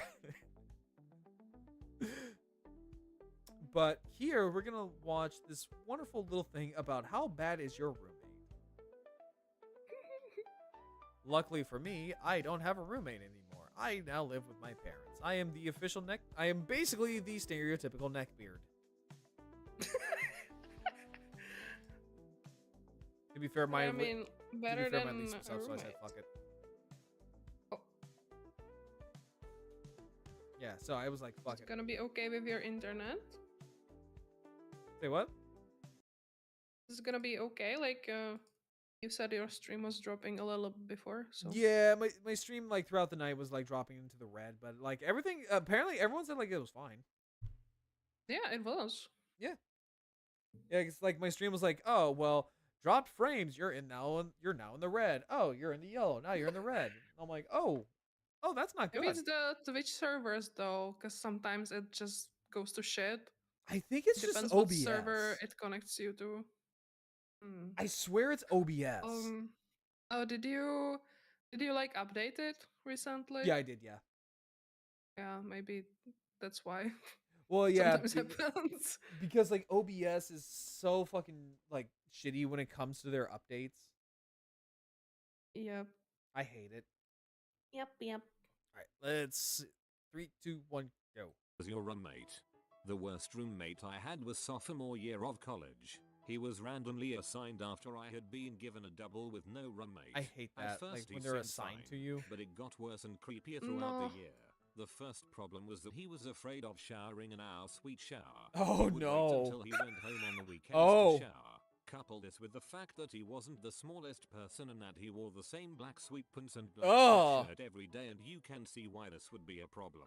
The same Okay. thing with shoes and Oh, no Okay, socks. for real though. Okay, for real though. I'm Oh. okay. I'm genuinely guilty of this. I will wear like shirt or pants like maybe 2 or 3 days before I changing mean, them out. that's not that bad. Maybe 4 if I'm like I just don't give a fuck.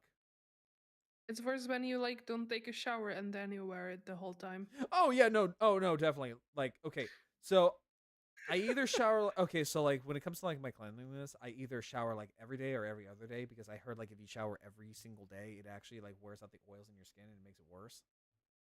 Hmm. Also, fuck you, Sai. I see your fucking Santa Claus over there. It's not Christmas, it's Halloween. Why aren't you spamming pumpkins?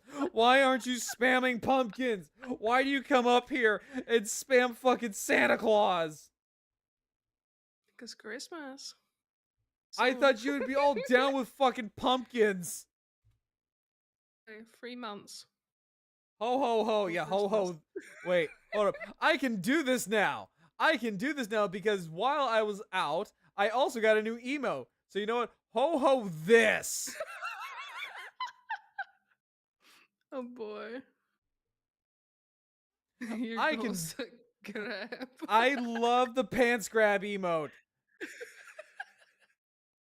Oh boy. It's my birthday. It's my birthday too. Wait, Saya, we got twin we got twin birthdays. I do it to Hey, annoy you. I nice. know you do it to annoy me. I know you do. What are you gonna do for Christmas? Are you gonna spam Santa Claus, or are you just gonna spam like I don't know, like a fucking jack-o'-lantern? Or are you gonna spam like I don't know, dreidels? Easter eggs. Or just start spamming Happy Hanukkah? I don't fucking know. Sai's a fucking mad lad, I swear. I'm gonna hurt you. I'm gonna hurt this rabbit.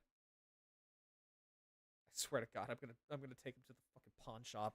Be like, here's a porcelain doll, slightly used. Here's a porcelain doll. All they say is that how much they love fucking Christmas. Box, which he stored in the common living room beneath the couch. The second problem developed. Also, yes, back to what I was saying. Like, no, like I do shower like every day or every other day. Because yeah, no, like if you do shower like every day, it actually does like wash off like the oils in your skin because you actually do need oils. Mhm. Also, fuck you. About halfway Wait, it through the says he semester, stored his he shoes wore a and black socks. robe in the morning while he was getting ready for class. Wait, hold up, what? Same thing with no socks, with shoes and no Ew! Ooh. Why? Ew! Why? Ew, brother! Ew! What is that? Disgusting. Why would you do that? What's that, brother? When he went to pee, he would drape the robe off of himself onto the What? What? Uh, What? He wore a black robe in the morning while he was getting ready for class. When he went to Oh. pee, he would drape the robe off himself on the floor and floor and then pee. This Like in the resulted in pee bathroom, splatter, or? combined with whatever was already on the floor, all over his robe. Again, oh, God, this is nasty. coupled with the lack of washing the robe received, you can see why this would be an issue. As if the pee soaked, sweat-covered stench of clothing was not enough. The third problem developed near the end of the semester. I had recently started seeing a Sutamate's friend and she routinely stayed over with me when I could get her to overlook the smell. On no less than 3 separate occasions I woke up to find him standing in the middle of the room, staring at us and breathing heavily. It took until the third incident before the Ra, who was also my Sutamate, called for an intervention for the person's hygiene and overall creepiness of masturbating to my girlfriend and I sleeping. Needless to say, What the he was fuck? placed into another suite the next semester and I once again had the room to myself. Shudder. My roommate borrowed my car for 8 months. It was supposed to be 2 months, but she never saved for her own car. If I took my car back, she said she'd lose her job and run out on the lease and possibly lose custody of her kid, leaving me with $1,100 a month. I still haven't gotten my car back because it was impounded when she was arrested for coke possession while driving my I'm sorry, car what to the work. fuck? Apparently her boyfriend's house. She spent the weekend in jail. I spent the weekend watching her kid wondering what the heck happened. Because my car is evidence I'm not getting it back and may be charged for its towing disposal. She of course lost her job after that, and is now Oh, well, I sitting would at have home fucking smoking imagined. pot and not doing a dang thing. We also have roaches because she doesn't do her dishes. I can't Oh, wait for that this okay. lease That to be that over. was definitely You can confetti. get out of your lease That was confetti. now. If you describe what happened to your landlord, they can't legally hold you on the lease with a person who is a danger to you. I had a roommate The who hell? would leave enema packages on the bathroom The sink funny thing is we that I had to be on my friend. So, not confetti, but Chewy, the police officer. So, the funny thing with Chewy is that I stayed with Chewy long enough to where his apartment complex forced him to put me on the lease. I kid you not. Because they have a policy where it's like, if you stay there for more than, I think it's like a month, you have to actually be put on the lease because they now label you as like a permanent resident of the abode. Oh, okay. Yeah, we had a notice that said like, put him on the lease or we'll kick him, or we'll kick both of you out. The hell? We didn't even get like a first or a second notice. They said like, this is the final notice. What the hell? Yeah, it was bullshit. dead, and they used enemas just sitting on the very top of the trash can. Not only that, Used but he decided enemas? He also never once needed to flush the toilet. I wish I was making this up. When I was 19, I moved out of my parents' house with my 18-year-old girlfriend. Oh, this Long is story gross. short, her sister gets kicked out of her house and moves in with us. The sister has a boyfriend Wow. who lives 45 minutes away, so when he was in town he stayed with her, us. Eventually he was there all the time. I break up with my girl and she moves out. Soon after, her sister breaks up with the other guy, and the sister moves out. So this dude just sorta ended up being my roommate. He didn't have a car or a job, and told me that everyone was getting evicted out of the house he lived in. That was 45 minutes away, and he kinda hung out with my friends. And Sad doesn't even so like I describe figured he what could I'm stay feeling till right he now. figured something out. I got him There a we go, job it's a where little I bit closer. worked. He came with me to work for the first week or so, but then after that he basically quit. He has literally no money, so he's eating my food while I'm at work. He I can't hate pay people to like do that. his laundry, Fuck so no. he's stealing my dirty socks and underwear out of my bedroom after his got too nasty. After nearly a month, I told him he had to go. Used After he moved, underwear? I went into the bedroom he stayed in, and it smelled like a Have you homeless ever met person someone took a who crap on the floor. wore like He- the same underwear for like 3 to 4 days in a row? No. I have. Uh, It was confetti. like, ah, ugh, It was fucking confetti. hell. Yeah, Like, imagine someone already like wore this for like a whole day. They were sweating their ass, and you just take it and wear it. also the thing is like confetti would sit there and say that he knew like strippers and stuff. Like he would tell me like the weirdest tall tales. Like he would sit there and go like, "Oh yeah, I was friends with like a feminist stripper." I'm like, "Buddy, buddy, let's be real here. There ain't no way a woman is talking to you. There ain't no fucking way that a woman is talking to you. I had better chances Yeah, of a woman like- talking to me, and I wanted people to leave me the fuck alone." buddy, Especially if he smelled like shit. Like bruh. Let's. no one wants to talk to you if you smell like shit. I'm sorry, but like no. It's just like, bruh. No, there ain't no fucking way. There ain't no fucking way. I'm gonna be straight up honest with you. I'll pull it up. Ah, crap. I gotta get out of my stupid stream deck. Still gonna fuck with that. He had smeared deodorant on the walls to try and mask the smell. There were dirty socks on the floor that were so yellow and crusty and they could stand up by themselves. The sad part is that he had two different girls after his girl dumped him. In my senior year, I made the mistake of agreeing to room with two farmer dickheads. They partied literally every night. My third roommate, good friend of mine, bailed after a couple weeks of living with them to be raw because I he hate couldn't this take so waking up in the much. morning to an absolutely trashed apartment. They liked to make bacon every single morning. Every day I mean, that bacon's I went not to bad. class, Bacon. I absolutely reeked of it. That might sound cool, but it Oh, gets I old hate that. fast. Trust me, my best And you like fry story, shit in they the like same to do room the where you power hour, like keep you know, clothes and shit 60 shots as well. of beer in So 60 bad. minutes. Yeah. They tried once with whiskey at 10 in the morning. I came home from class and the oven glass was shattered and they were passed out on the living room floor. Apparently they got through 34 minutes, got into a fight, and one of them put the other one's head through the oven. Good I'm sorry. times. Excuse I me? once lived with a roommate who liked potato pancakes. Fucking pardon? She made a big batch of potato pancakes once and left them out for 3 months. We Honestly, were in I've a never had stalemate potato over who pancakes. would clean the kitchen first. Bastards turned Potato purple and started pancakes? growing What the fuck? tendrils towards the electrical I outlets hear potato to pancakes are take pretty good over in the Germany. world. I They're caved. pretty big over You there. missed out free potatoes, man. Which one? The one who quit his main source of income with no plan on replacing his job and to this day still owes me 3k in back rent? The one who acted Oh, like a shit. jealous spouse anytime I hung out with my girlfriend or any other friends? I literally came home late one night to him, cross-armed on the couch angrily watching TV, and when I walked up he said, "And where have you been all I'm night, sorry, my Joe?" what? The one who became a Jehovah's Witness and would constantly trying to preach to me. It was that. Or he'd get S-faced and try to fight me. The one who insisted on having his ferrets there at the house. However, he was rarely home and the cage would go weeks without being cleaned. And as anyone who has Oh. been in a house with ferrets will tell you, the smell is only slightly more pleasing than a burnt corpse. I Oh was woken shit. up at Alright, 5:30 one more and a.m. then I'm one good for the morning to night. find my flat being raided by the police and my roommate being arrested. Turns out he was a pedophile. Ding ding. Oh, okay. Okay, that's it. Whoa.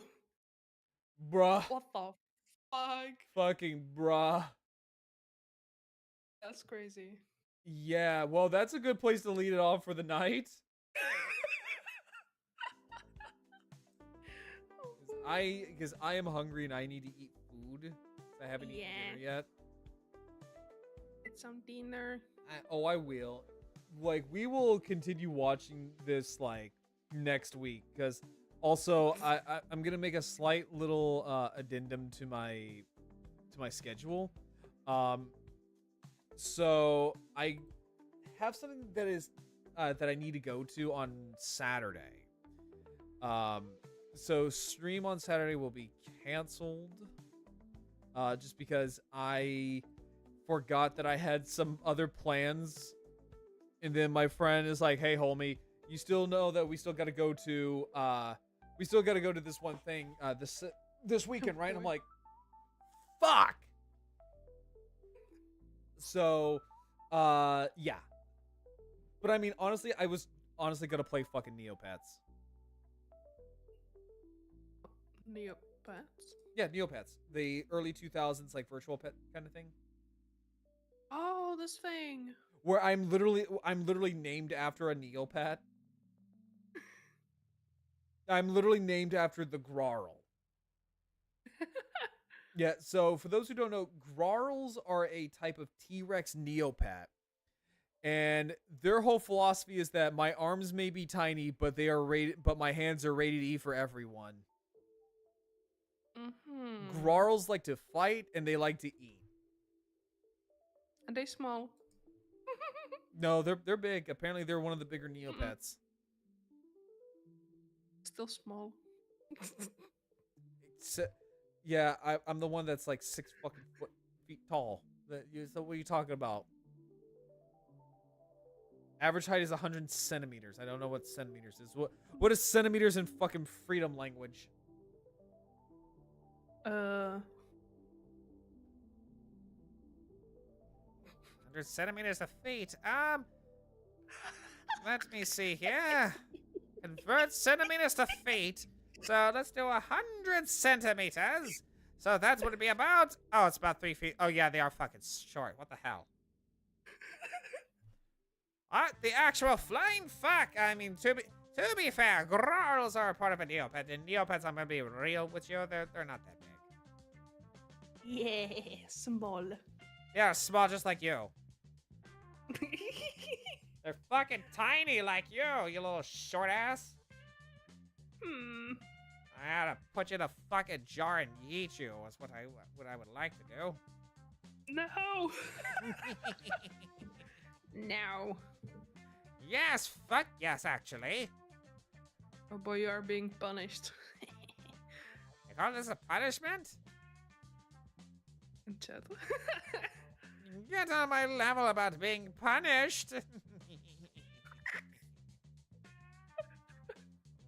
I'll show you punishment. Punish these nuts. In your mouth. No. Got something important to say? Let me see those 2 tiny arms. Yeah, and I will fucking smack you with them, and also fuck you, Dubs. You want me to do the goddamn squats? Okay, fine, fuck you. That's what I was talking about. Oh, okay, you want punishment? Okay, this is not even a punishment. This is just a basic workout routine. I'm just fat and lazy. 1, 2, 3. I'm fucking 4, saying that with the skeleton. 5, 6. Oh my god. 7. It's too funny. 8, 9, 10, 11, 12, 13, 14, 15, 16, 17, 18, 19, and fuck you, and a big ol' 20. Nice, good job. My gluteus maximus are gonna be so fucking hard you can fucking fry an egg on them.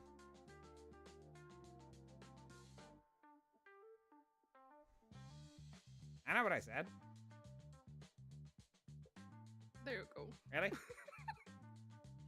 Alrighty then. Just for that, I'm pulling out the small weights. Oh boy. Small weights I mean by 15. 1, 2, 3, 4, 5, 6, 7, 8, 9, and 10 on this arm. 1, 2, 3, 4, 5, 6, 7, 8, 9, and 10. It's like 10 for each arm. Yes. Hmm. Total of 20.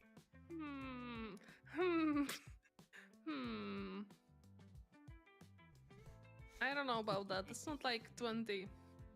Yeah, it was It's 20. only like... No, it's 10 for each arm. Yeah, it's 20. It's 20 arm girls.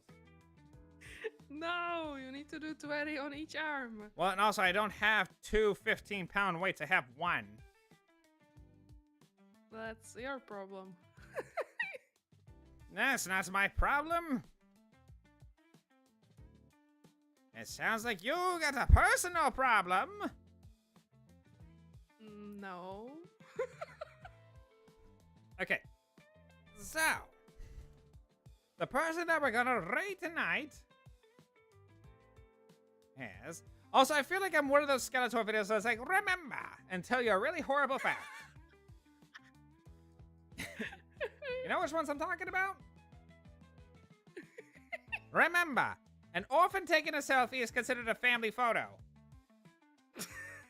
Until we meet again. Remember, almond milk is considered nut juice. So yes, you are drinking nut milk every time you drink almond milk. Until we meet again. Yummy.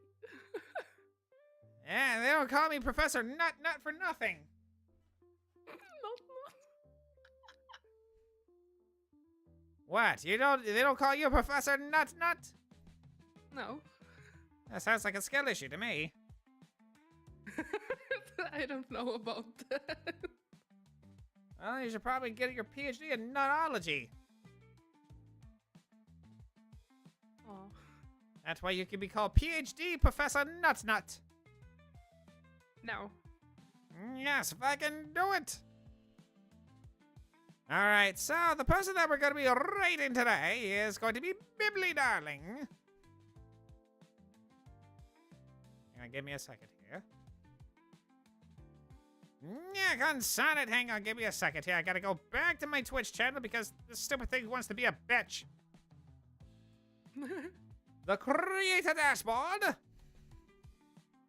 And then the I can't roll my R's. And the stream manager. There we go. I'm gonna be real with you. I'm kind of running on fumes. I'm not gonna lie with you. It just reminded me of the did you watch the Nosferatu movie, the new one? No, I have not. The guy just he summons the lady and he tells her she has to bounce on it, crazy style. And there's like a Sorry, what TikTok the going on fuck where do we do? the guy just says crazy style. The fucking bounce on it, Dio. Yes. Okay, how the Exactly. Okay, not the rate manager. Oh boy. I have been gone for a week and now that everything's been turned around. Seriously, where the fuck do I go to raid people? You don't. No. Hi, Sarah, how are you doing? We're actually about to raid somebody today. Ow, wow. We can figure out how the hell to do this. You can't just leave a stream like this. Seriously, how the hell do you do this stuff? Stream preview and Ben. Okay. Okay, that's not what I wanted. Not. Quick actions! Yes, there we go, thank you. Sweet bloody Jesus. I've been good.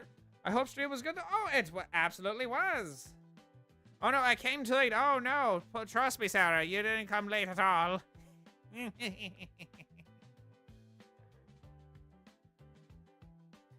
But yes, we are going to raid Bibbly Darling. And also, Sarah, if you are available tomorrow, you're more than welcome to come and join me. Because tomorrow we are going to be doing, let me look at my schedule because I'm fucking stupid and I can't remember my own goddamn schedule. We're going to be playing Hollow Knight. Yes, we're going to be playing Hollow Knight. You're going to be hollowing these nuts, I can tell you that much.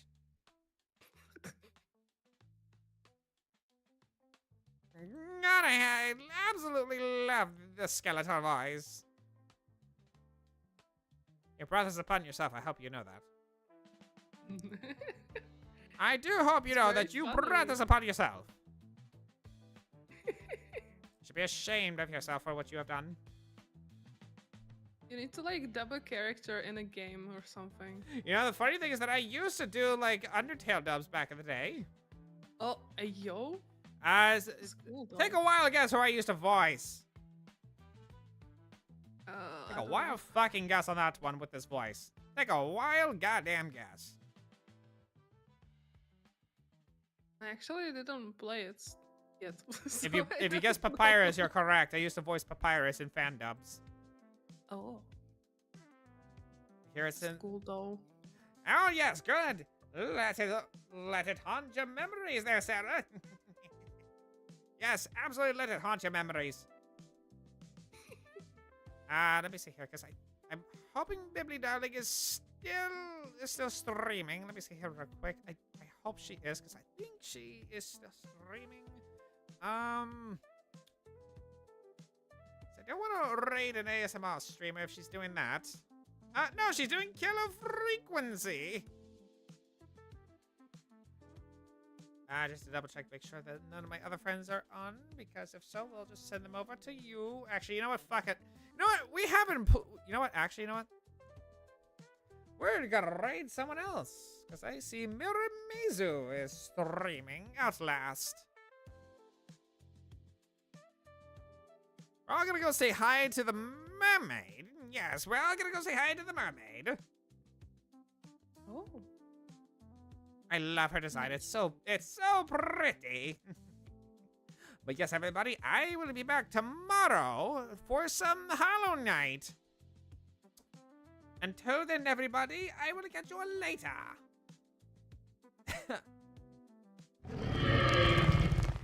Yay.